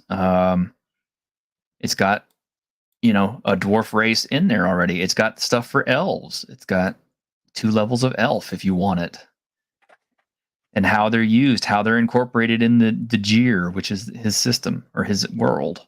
Yeah. And that is, I love this. I love this a lot. Because like I said, I've said this on more than one occasion. I've told you guys the story about how the very first book I ever picked up for role playing was the Moldvay Red Basic Book. And when I got that, it wasn't very hard for 10-year-old me to figure out, hey, the elf is actually the most powerful thing in here because it can cast spells and it can fight. Yeah, especially if you don't trust that your campaign is going to go long. Right. Yeah, because that was always like the drawback. Well, at some point you're going to be level cap, but then, yeah, are we going to get there? Yeah, probably not. Probably not. So, yeah. And like I said, he recognized that, yeah, the demi-humans were more powerful to start with. So he made you pay for it, but you get all the cool stuff that they get. Yeah. Castle and Crusade do something, I guess, like you have like those primary stats. Humans get 3, demi-humans get 2. So that's a big, and basically like a primary stat adds 6 to your roll. So more or less. Yeah, here's some outsider type things like the Polops and the Tulots. He has a whole thing for undead, and there is an origin focus undead. You could play an undead if your GM lets you, and it's yeah, that's cool. Yep. Yeah, then it has factions, faction tags. If you want to build factions into your stuff, assets for your factions, and that's mostly for domain play. Yep. But like, you got much Ireland's more option in that than like in Scarlet Heroes, no? Yeah, So I can see why you would want to like kind of include the heroic rules and kind of yeah. and we're not even all the way through the book, and we're to this. Now you actually have stuff that is specific to his world that are classes, like the Adunic Invoker. These are basically classes unto themselves that still work with whatever it is that you're wanting to do. Like high mage or whatever, but they have their own focus. When it goes They in have their own the- spell points and stuff. when it goes in the Star Without Number and City Without Number, is it like in the same world but at a later period? Does it try to link the kind of the lore of those, or you do something different? I'm not sure where Worlds Without Number fits into Stars Without Number. I guess Worlds Without Number could be just another world in Stars Without Number. Oh yeah. But in Stars Without Number, his basic premise is that people built a starfaring civilization. They used these great big giant gates to move back and forth between worlds, and they had psychic powers and all this other stuff, right? And in alien races and super duper spaceships. Well, at some point, this event called the Scream happened, and all the psychics went insane or died. The gates all shut down. So worlds were all stranded individually, and now the only way of traveling is by, slow point-to-point adventuring. Other Dust, the Other Dust game that he has is based on with Stars Without Number. It incorporates into that because Other Dust's lore is this is one of the worlds where the Scream happened and the world collapsed from it. So you could play Other Dust with Stars Without Number and link it pretty easily. Worlds Without Number could be another world out there that I guess it would someone make in Stars sense. Without Number. Yeah, because it's got rules for integrating it. The main difference is Stars Without Number doesn't have magic unless you incorporate it. Instead, it has psionics.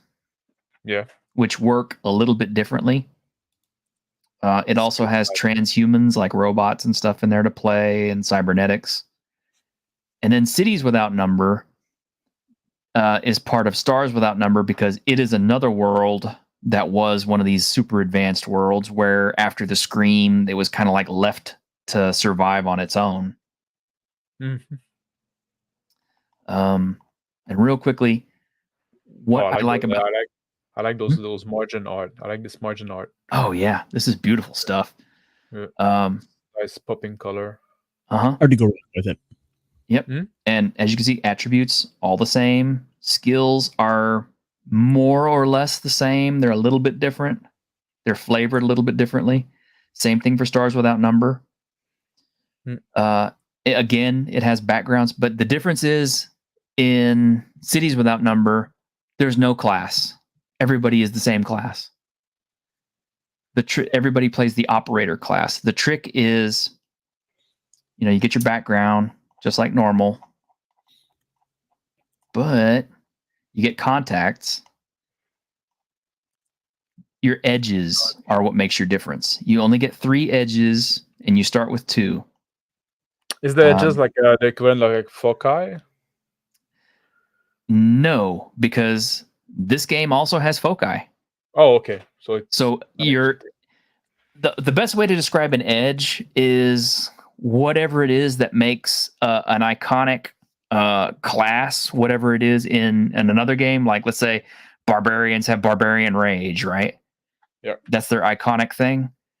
That's what an edge is basically. It's whatever makes that class what it is. like in this case, one of your edges could be hacker, or it could be veteran's luck, or voice of the people, or whatever. But that's what's going to make your character kind of unique. In fact, one of the better ones to pick up is wired, because you can actually start out with cybernetics, because cybernetics are expensive in this game. But you start off with 2, so none of your operators are necessarily going to be cookie cutter the same. And that's the secret to this game. And yes, they get foci. And the foci are pretty similar to all the other ones, assassins, authority, close combat, whatever. Healers. It's much smaller, like 25 pages. 265 pages, yeah. Yeah.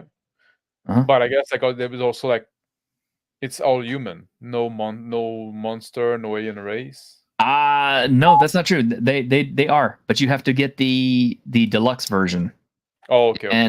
And the deluxe version, let me just bump up to it just to show you. Oh, this also has hacking rules and drone rules, which are pretty good. Let me see. Is the hacking done pretty much that? Does it put the rest of the party on the side while you do the hacking? Or? No. Hacking takes place in exactly the same time. One of the things for Cities Without Number is because wireless transmissions and things and signals are easily intercepted, almost everything uses wired communications networks. So in order to hack, you have to physically be at the location and tap into something directly. You have to jack in. Yes, you have to jack in directly. But let me jump a bit. I forget exactly which page it's on, so just bear with me for a second. And what kind of adventure would go on that? You name it. Typical cyberpunk. You need infiltration. You go steal corporate document, shit like that. Well, see, that's the thing. Well, yes, but no. Cities Without Number is focused on a dystopia, but it's you determine what kind of dystopia it is. It doesn't have to be a cyberpunk dystopia. It could be a biopunk dystopia. It could be, whatever kind of dystopia you want. It helps you build that. Could you do something like Blade Runner? Easily. Yeah, okay. Easily. In fact, the main trick if you wanted to do Blade Runner is you would take Stars Without Number and use their artificial character creation rules, and then just marry that into Cities Without Number, and bam, you got your replicants basically. But it's already got something like that built into this. I'm getting there. I gotta find it though. By the way, this is something that I've been touting as really, really awesome. It has an optional way to gain experience. You have your traditional method to gain experience. You finish missions, you get points. Well, this one has cash for levels.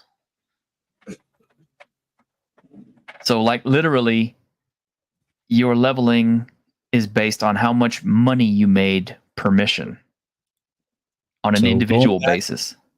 So we're going back to gold for XP. Yes, but no. For one thing, it works really well, and it's very, very clear on what it defines as what you can count as money per mission. You can't count money from a job. Your character is a taco vendor and made $50 this week. That does not count towards your fast leveling. So, but that's just it's just like your wealth that you have. You don't have to spend the money. No, you have to spend the money because cybernetics are expensive. You don't have to save it to level up, but it's basically okay, let's say you earned 20,000. It's okay, that counts towards your leveling. You can spend that money and everything like that, and then of course the next time you earn, you would tack it on to top of that 20,000 or whatever, and that's how you would get your levels up. We're using that, and so far in the two sessions I've played, it seems to work pretty well. especially if you use their method for generating how much money you get per mission payout, because it also has things like additional loot and stuff. So rather than having to sit there and try to trick out an area and just say, oh, okay, well, let me see, this guy's got some credit cards, he's got some checkbooks, he's got some stolen watches and all. You don't have to do that crap. All you have to do is figure out, okay, your team is level 1, your base payout is 10,000. What are your modifiers? Okay, well, your client is an altruistic organization. Okay, we're going to modify it with that and get our number for our base payout. Then while you're on site, you can roll up additional loot. And it's like, okay, you found this extra crap that was worth 150% more to your base payout. And then you add it all together, and that's your total number of payout. And then you divide that by the number of players. And then you get your payout number. Because like it says, additional loot is like, cred sticks, drugs, cyberware, and other loot. I mean, if you really wanted to spend all the time generating individual little chunks of loot and hoping that everybody finds it, you can do that. But you don't have to, which is what I like. Plus, it opens up some extra adventures later on. Like, if you in part of your loot, you might find highly unfashionable clothing or corporate industrial secrets and stuff. So it opens up more adventure later on, which is something I like. But it also has heat, which is the more crap that you do, like, killing cops or killing or blowing up civilians and shit with a grenade, the more heat that your characters gain, the more likely it is that a corporation is going to come after their ass. Like, like Heat 4 through 5, the team has committed significant offenses, can expect vigorous pursuit during missions, and captured operators are likely to be killed. And it has ways to lose heat, like, okay, well, you guys have so much heat, they're going to lay low for a little bit and try to lose some heat, or maybe pay fines off, or do some free work for the corps. So this can set up more missions. I love this. The heat system is so good. Getting to where I want to get. What were you going to say? I hate to interrupt, but I have to get going. You do? Yeah, it's getting to be about 10 o'clock here. I got to get up at 5. Oh, dude. Okay. Well, I'll be real quick, but if you have to bail, do it. I don't want to leave without getting here. Yep. Nice to meet you, Max. Hopefully I get to stream with you again soon. We talked before, no? Like, when we go on a sim stream on Victor's or something on the Dutch. Oh, you're probably right. Yeah, I think we did. I'm sorry, I can't remember half of them these days. Well, yeah, or maybe it's just like seeing each other in chat. Like, sometimes you get but you know what? Both could be just as likely. Yep. All right. Have a good night. Nice seeing you. Yep. Okay. Well, first off, he's got mixing your other games in, so he tells you how to, like, say, take cyberware from this and put it onto Worlds Without Number Mages. Synonome is his company. Oh, I didn't even know. Like, people always think about Kevin Crawford game. I didn't even know you had like a company name. I thought it was just like a. Oh. Yeah, Synonome is the name of his game company. But yeah, it tells you how to add all these things back and forth between everything else, how to incorporate it, so it mixes. And he even has armor from other games. So let's say that your Worlds Without Number, fighter just happened to somehow get transported to Cities Without Number. Well, now we have stats for his linothorax or his great armor or whatever, and how it fits into Cities Without Number. AC in that game got different AC. Well, different AC for range and melee. Yes, that is the first thing. That's one of the things I forgot to point out. Yeah, Cities Without Number has different ACs versus range and melee because range combat is such a big deal. That's interesting. It's always like when you start like being in a modern setting or like a sci-fi setting, it's always a big thing. Like if you want to have like a melee class, how do you justify them? But yeah. Well, the other part of that too is armor in Cities Without Number functions a little bit differently because armor lets you soak damage. Oh, okay. So Oh, that's why it's like damage soak just right there. Yeah, I can see that. yeah, like Bias okay, or thorax. Yeah. yeah. So like let's say you're wearing your linothorax and it's damage soak 5. Okay, let's say you have a ranged AC of 13. Somebody shoots you for like a D10 worth of damage, and you know it's like 6 damage. You will soak 5 points of it initially, and then take 1 hit point. Mhm. And for the duration of that scene, your armor can't soak any more damage. Oh, okay. But as soon as the scene ends, the armor regains all of its soaking capability. It's basically like a halo armor.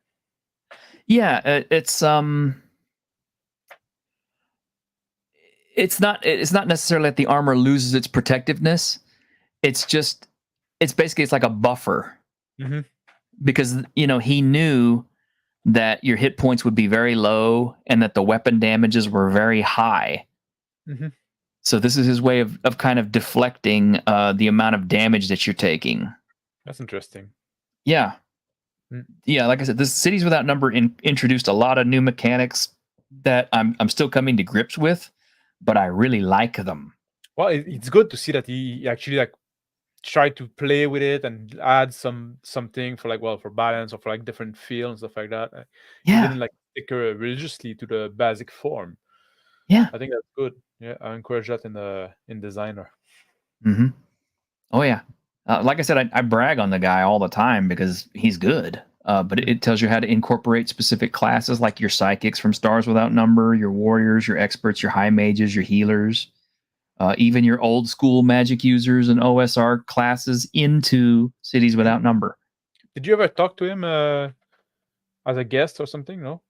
I've tried. Kevin Crawford is very anti-social media. Mm-hmm.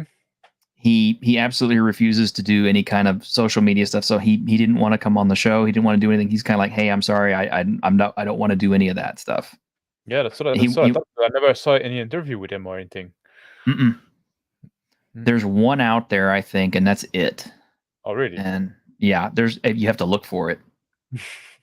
But there is one out there. I think I heard that he did a podcast, and I think that's all I ever heard. Otherwise, the only way you can contact him is either directly email him or through his Reddit posting. Mm-hmm. But let me see. Yeah, they have quirks for cyber products. So if you want to have like special, like this particular cyber limb has this problem or this thing, you can do that and make it special. Because your cybernetics are kind of like your magic items in Cities Without Number. Mm-hmm. But yeah, we're on page 224. This is your variant humanity rules. And in his thing is, he says, genetic engineering is from this company called Xenogen Technologies, was a corporation that created variant humans, the Eloi and the Morlocks and the Ogres. Yeah, so those are basically your demi-human. Basically, yeah. And they follow the same rules. Like you have to use a foci to pick one of these things. And if you were to pick up this basic book, you could basically say like, okay, well, your Eloi are your replicants. And just say, okay, well, so, if they find Eloi, they're like replicants and they're hunted down or they're not allowed to be here or there or whatever. Killed on sight. Yeah. So it's just awesome. It has rules for cyber-induced psychosis and how alienation affects your character. So it's not just it's not necessarily just a stat thing, like, oh no, I've got too much cyber where I have a minus. Mm-hmm. But it actually gives you some role-playing stuff, like like you get cold. Like the effect is you're unable to feel love or affection for others. You lose your closest contact, or you take -1 penalty to your social skills, or automatic unavoidable skill failures on a natural roll of 12 or whatever. I like this. Has rules for cheap cyber because cyber is expensive. It's got like 4 pages of cyberware. It incorporates magic, and this is the only place it does actually have a spell casting class in this. But it's presented like kind of optional. Yeah, this is I an guess optional if thing. you want to bring more the Shadowrun kind of vibe. Exactly. That is exactly what it is designed to do. Like I said, this system is designed to take lore from other games and allow you to incorporate it into this. So if you wanted to play Shadowrun, you would like steal all the demi-humans out of Worlds Without Number, and then you would apply them to Cities Without Number. And then, like, if you wanted to play your shaman type characters, well, the summoners and spirit calling rules are right here. Yep. For summoning spirits and all that. And then where is our actual? This is the magic using class is the Graced. It has to be taken at level 1. And it is an edge, just like all your other edges. But by picking this edge, this is what allows you to cast magic and how it works. And if you have this edge, you can't pick any cyberware. Oh, really? Okay, that's good. Yeah. Yeah. So it is, and it does actually have magic items in here and how they work. But yeah, it's just he kind of thought of everything. Something that's kind of neat is you can kind of see the progression of his games. Stars Without Number is good. Yeah. That was the first one, City being the last one, right? Mm-hmm. Well, the first of the Without Numbers, because Scarlet Heroes, Godbound, then Scarlet Hero, then Star Without Number. Yeah. Is that correct? Yeah. Pretty much. Well, I mean, it's like, and he had some other ones too, like Spears of the Dawn and Silent Legions and all this. But Stars Without Numbers, this is a revised, so this is his second version of Stars Without Numbers. But Stars Without Numbers really feels like the first effort. Mm-hmm. Worlds Without Number feels like a more refined, better version of it. And then Cities Without Number feels even more refined and more complete in its own way. I'd like to ask you something specific about Star Without Number. Yeah. Is there rules for ship combat? What? No, this is like a Spelljammer. You don't need ship combat. No, it's got ship combat rules. Are they any good? You know what? We've never actually had a ship-to-ship combat. I'll be honest with you. So it is like spell. Well, no, because like that's something like I'm always like I never saw a game. That's part of the reason why I'm not a big fan of like sci-fi role-playing game. Like I rarely see games that do ship combat well, because oftentimes like what you have very little choice. You know, you're gonna be the gunner. Well, every fucking round you're gonna shoot something. You're gonna pilot. You're gonna make a piloting role. You know what I mean? Like oftentimes, and you're all like in the same ship, so you don't have like this freedom of movement between character. So that was when somebody like do a space game, I'm always interested in seeing how they manage that. Well, that was one of the things I used to like about God,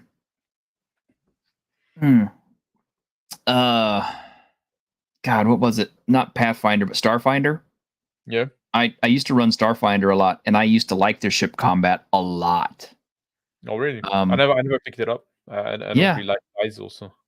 Well, I mean, yeah, there's that. But I liked their ship combat until the one ship combat we had where the pilot kept insisting on kind of doing her own thing. Yeah.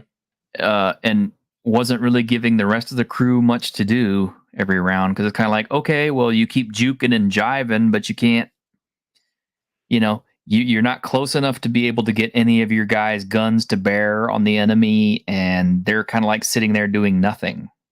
Yeah, that's what I think like what I like to see is a game that do like where more like dogfighting, where you're like maybe you have a big ship together, but there's like little ship inside that can go on their own or stuff like that. Like that I think that would help. But but yeah, I think this kind of breaks things down too, but it does have crises and stuff on the ship, and ship combat actions like engineering, gunnery, bridge, captain comms, and general actions. Do you have like some kind of like foci or or equivalent of edge that or focus on what you do on a ship? I think so, actually. So this is the one you're the least familiar with, from what I understand, right?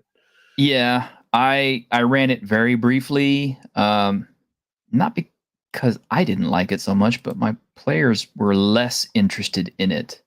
Wait, it's a link Um, PDF. they just wanted to run between worlds and do merchant empire stuff, and I was kind of like, well, this is incredibly boring for me. So what are those, like peasant, pilot? Those are like kind of class, thug, vagabond. Oh, those are background. Yeah, these are backgrounds. Okay. Then there's the actual classes.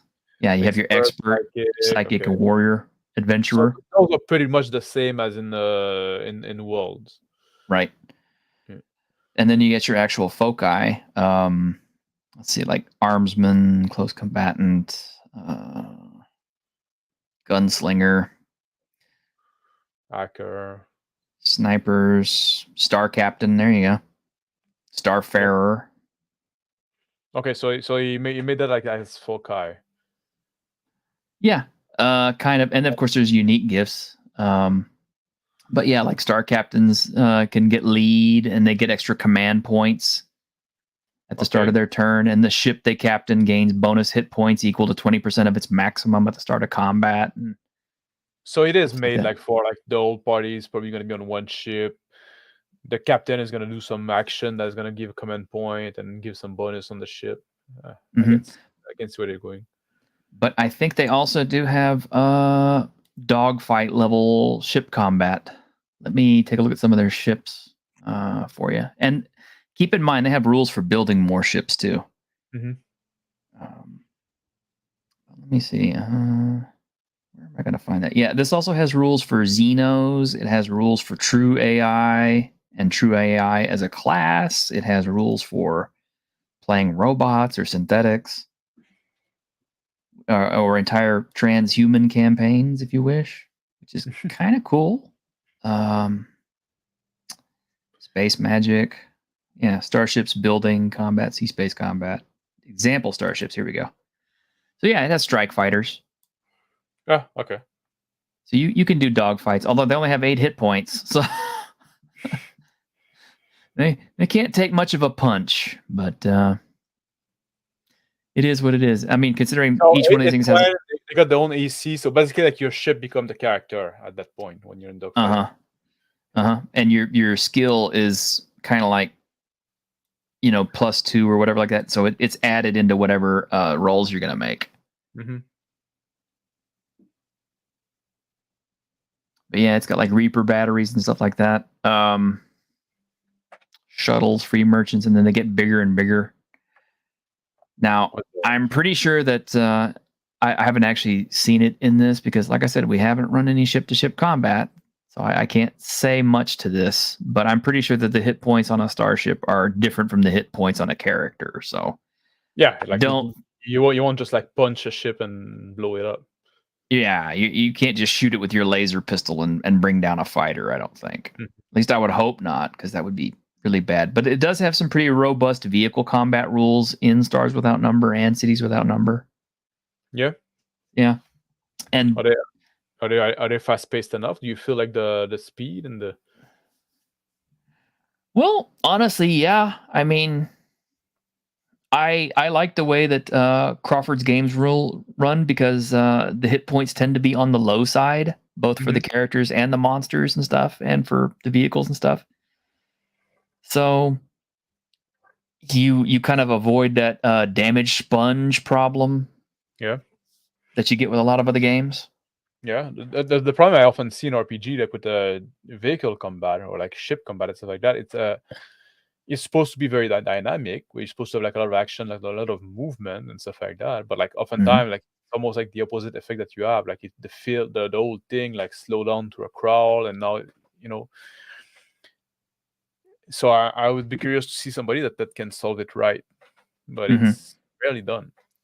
I'm also like working on something on my side, like kind of on the back burner because I need to finish Winter Dawn first. But the next project after that is probably going to be like a biker game. So sounds cool. A lot of motorcycle combat, like Road Rash.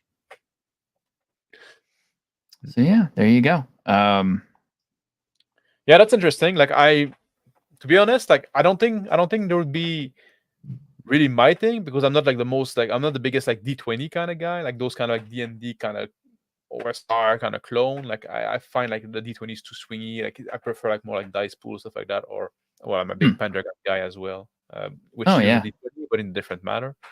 Yeah, I But played it. yeah, I see why people like those games. Like it's a lot of content there, and I like how he went further than just like the basic OSR. You know, to be honest,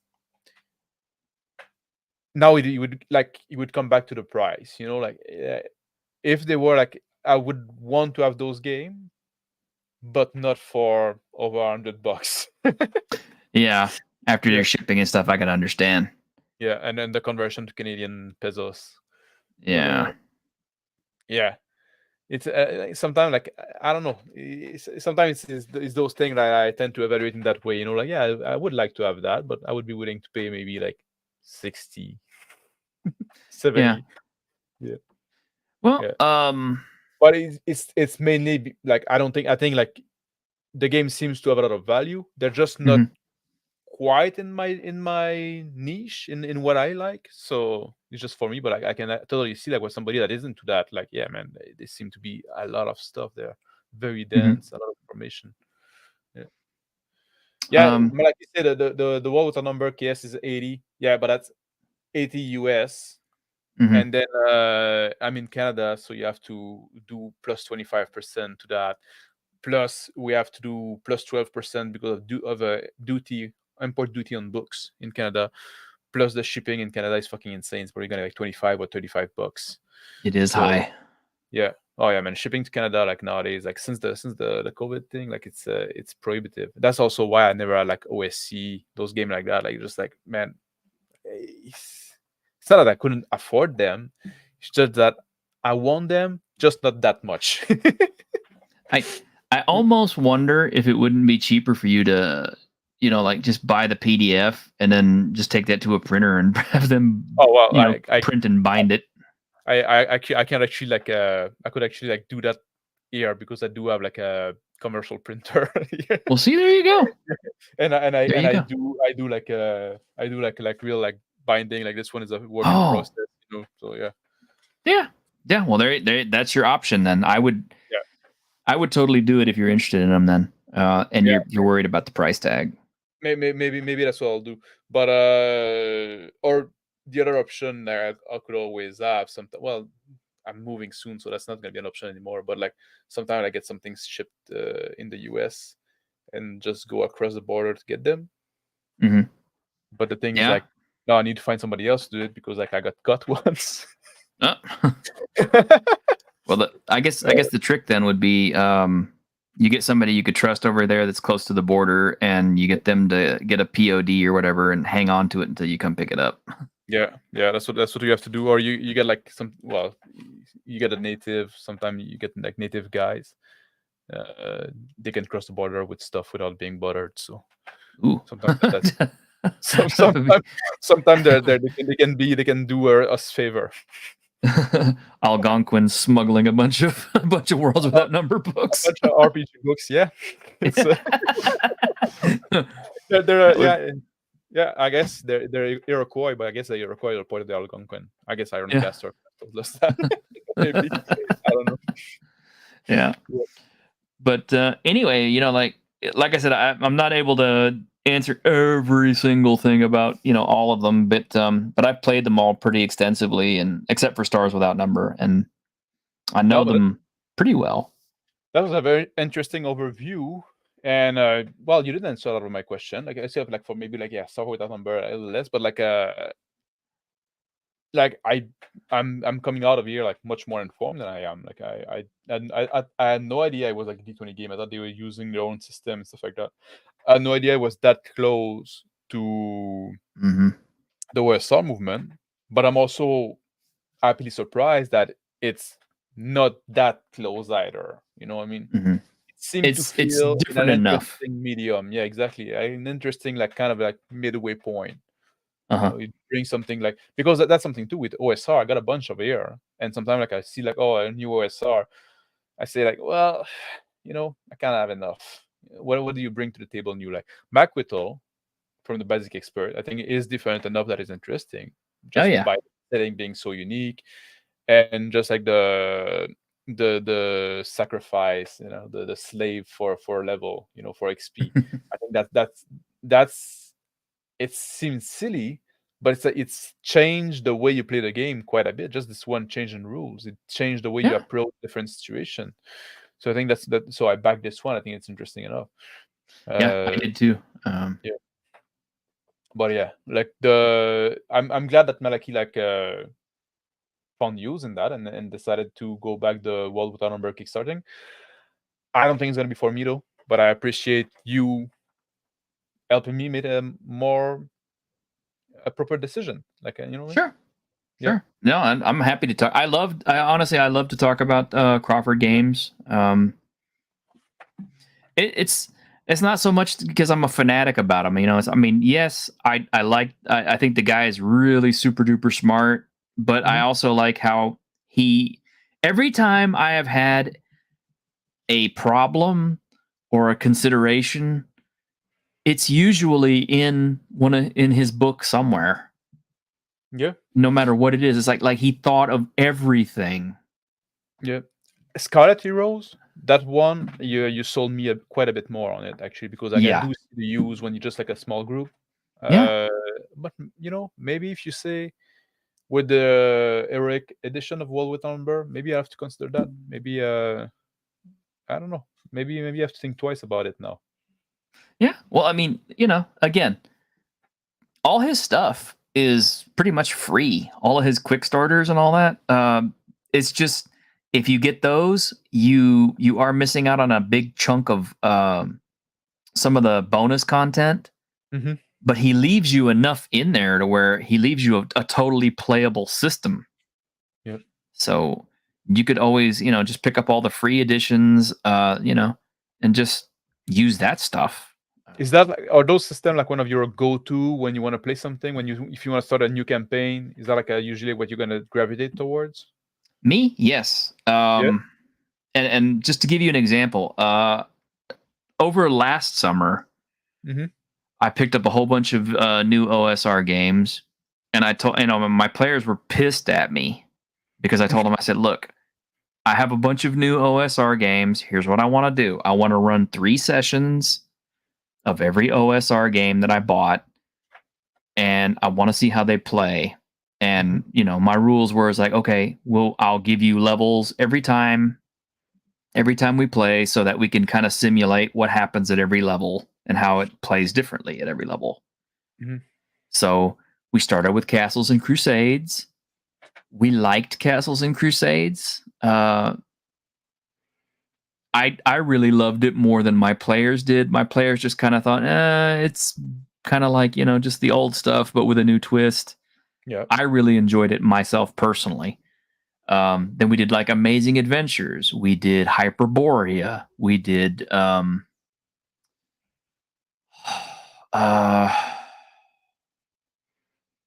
that's 3. Yeah, well, we did another one, which with the name I can't remember right offhand.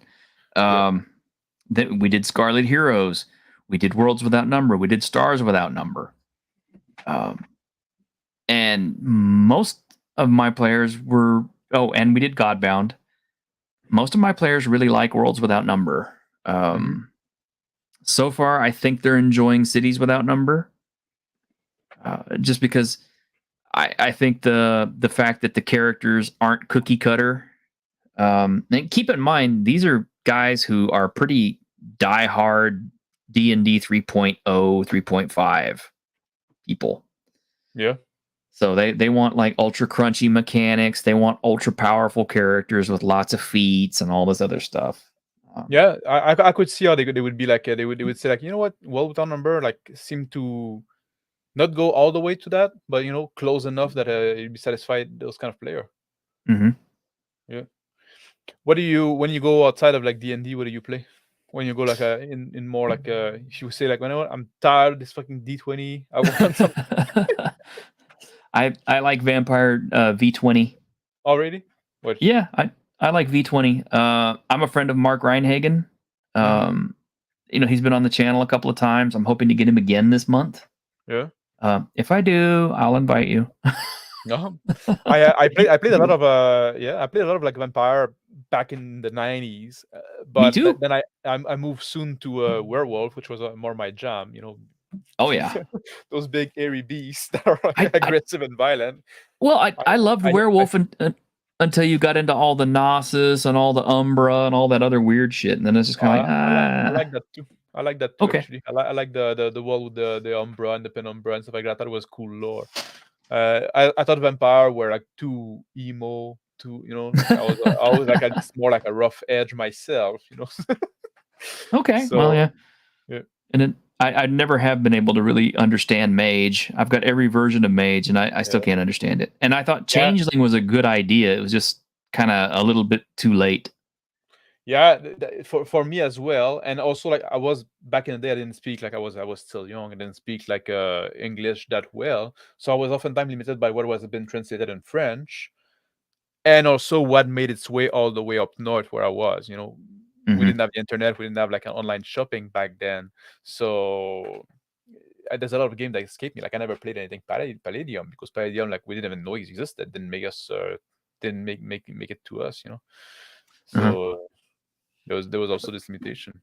We did have Yeah. sometimes a weird French role-playing game though. So, But yeah, V20 would be my next go-to after that, just because I love the lore more than anything else. The vampire lore is so good. yeah, I know. Like Black Lodge Game was there earlier. I know he likes it. They like it quite a lot as well. Mhm. Have you ever talked to them? No, I need to. But that's kind of what I'm doing. In fact, I'm kind of doing the rounds. It's like I've got you on tonight. Yeah. Tomorrow I'm going to be talking to all the RPGs, kind of like in a little special. Mhm. Friday or Saturday we're going to be talking to Blackwall about Horde Wars. Oh yeah. Uh-huh. Yeah. The Saturday before this, we were talking to Neckbeardia. Yeah. About his deck of triggering things. Triggering. Yeah. Yeah. Yeah. And then I know about that. And then on the 14th, we're going to be talking to Alexander McCrease about Axe 2. Axe 2. Yeah, I talked to Alexander McCrease before. I'd like to talk to him again. Last time we talked, we say, we need to make an episode about like world design. But then we say like, you know what? I know now you're really busy finishing up with Axe 2. Maybe now is going to be time. So if you want to promote his Kickstarter coming up, but I hope to have him again soon. Well, if you have time on the 14th and you want to join the panel, you're welcome. Oh yeah, maybe I'll do that. Oh, Victor is going to be there as well. Yeah, remember like Yes. Victor said that. Yeah. On the 14th, that's a Saturday, right? Saturday at 4 p.m. Oh yeah, that's a bit hard for me. Oh, okay. Well, that's all right. But, yeah, sometimes I got stuff to do in life sometimes. I know. I get you. Yeah. But normally I try to run 2 1-hour streams a week. This one went long, but we were having a good time. We had a lot of questions and stuff. And yeah, no, it was a good like more than an overview, not quite a deep dive, but I think it was interesting, like a right amount of detail there. Yeah. It's more than a Twitter post, anyway. Yeah. No, and yeah, it's much more enjoyable to just talk about it. Mhm. Yeah. Thank you for that. I don't know if you other thing you want to discuss. I know like you usually do those things for an hour. Now we're more than double that, but No, it's fine. Like I said, tonight was pretty much dedicated all for you. So well, you're my guest, so I enjoyed it. Well, thank you for answering my question. No problem. And anytime you want to rap about games and stuff like that, just let me know. I'm happy. I'm at your disposal. I'm not like super duper knowledgeable of everything out there. Grim is actually better at it than I am, but yeah, and you know what? I'm doing the same thing on my side. I'm doing the round as well. Like bring people over just to talk. I like to bring people over to talk about specific subject usually, like something that something that interests them. Like I had like I don't know if you know Crispy from the channel Table Runners. This guy's been on a journey like of trying to like he had like unsatisfaction or dissatisfaction with the way he was running game, and he said like I feel I should get more from that, and he's trying to improve himself, and he went to look around for different thing, and he's been documenting that journey. We talk about that, so I made like this channel like getting more of the hobby, so and I think that was a very good talk. We went for about 2 hours as well. I think if people like feel like sometime, you know what, I don't get quite the same kick as I used to. Well, maybe sometime we change through life, and maybe sometime you just like, maybe the role-playing hobby is wonderful and you can get a lot from it. And not everybody's going to look for the same thing as well. Some people just want to have a good time with their friend, take a beer, kick down the dungeon door, kill the orcs, and that's good enough. And there's nothing wrong with that, if that's what you're after. But maybe there's a point in your life you say, well, you know what, that doesn't quite do it for me. But you can get more from the hobby. So sometimes you try something else. And so we talk about that a bit. I had before, like Justin was in chat earlier last week, I had AM on talking about his view on what role playing is, what is the essence of role playing and stuff like that. We went quite long on this one, but I'm kind of buddy with Justin. Well, yeah. I mean, yeah. If you want to talk again sometime, let me know. You got my Twitter, so yeah. No, I'd like to have you on. Let's figure out something that you'd like to go like a little more deep dive on a specific subject that you want to bring to the hobby and something like that. Sure, we can talk about it in private. Okay. Yeah. All right, but anyway, like I said, we're well over time, but I had a good time, so not a big deal. Yeah. And if you're catching this on the replay, thank you very much for hanging out and listening. And I hope, if through Mr. Max's questions you got some of yours answered too, then great. Like I said, I'm not a super duper expert on Crawford's games, but I am a really big fan. And if you have questions, I'm always happy to try to answer them as best I can. Because there's a lot there, man. I mean, he's got a lot of games. I think he pretty much has some. If you're a D20 fan, he's got something that'll scratch your itch somewhere. Mm-hmm. And I just like the way he does it. Well, it right. shows. It shows that you have some passion for it. Well, thanks. I appreciate it. All right. Well, everybody out there in YouTube land, hey, we will catch you. I'll be back here tomorrow talking to all the RPGs about their about the new stuff that they're working on. And then, of course, there's going to be Saturday with the gang talking to DM Blackwall. I'm really curious about Horde Wars because it's a D12 based game and it's kind of different. But I've been looking over that stuff, and we've kind of been talking about it in our Twitter chat, kind of like going, this is interesting, and why did he choose to do this? And so we'll get a chance to talk to him on Saturday. But until then, y'all take care, and we'll catch you next time. Take care.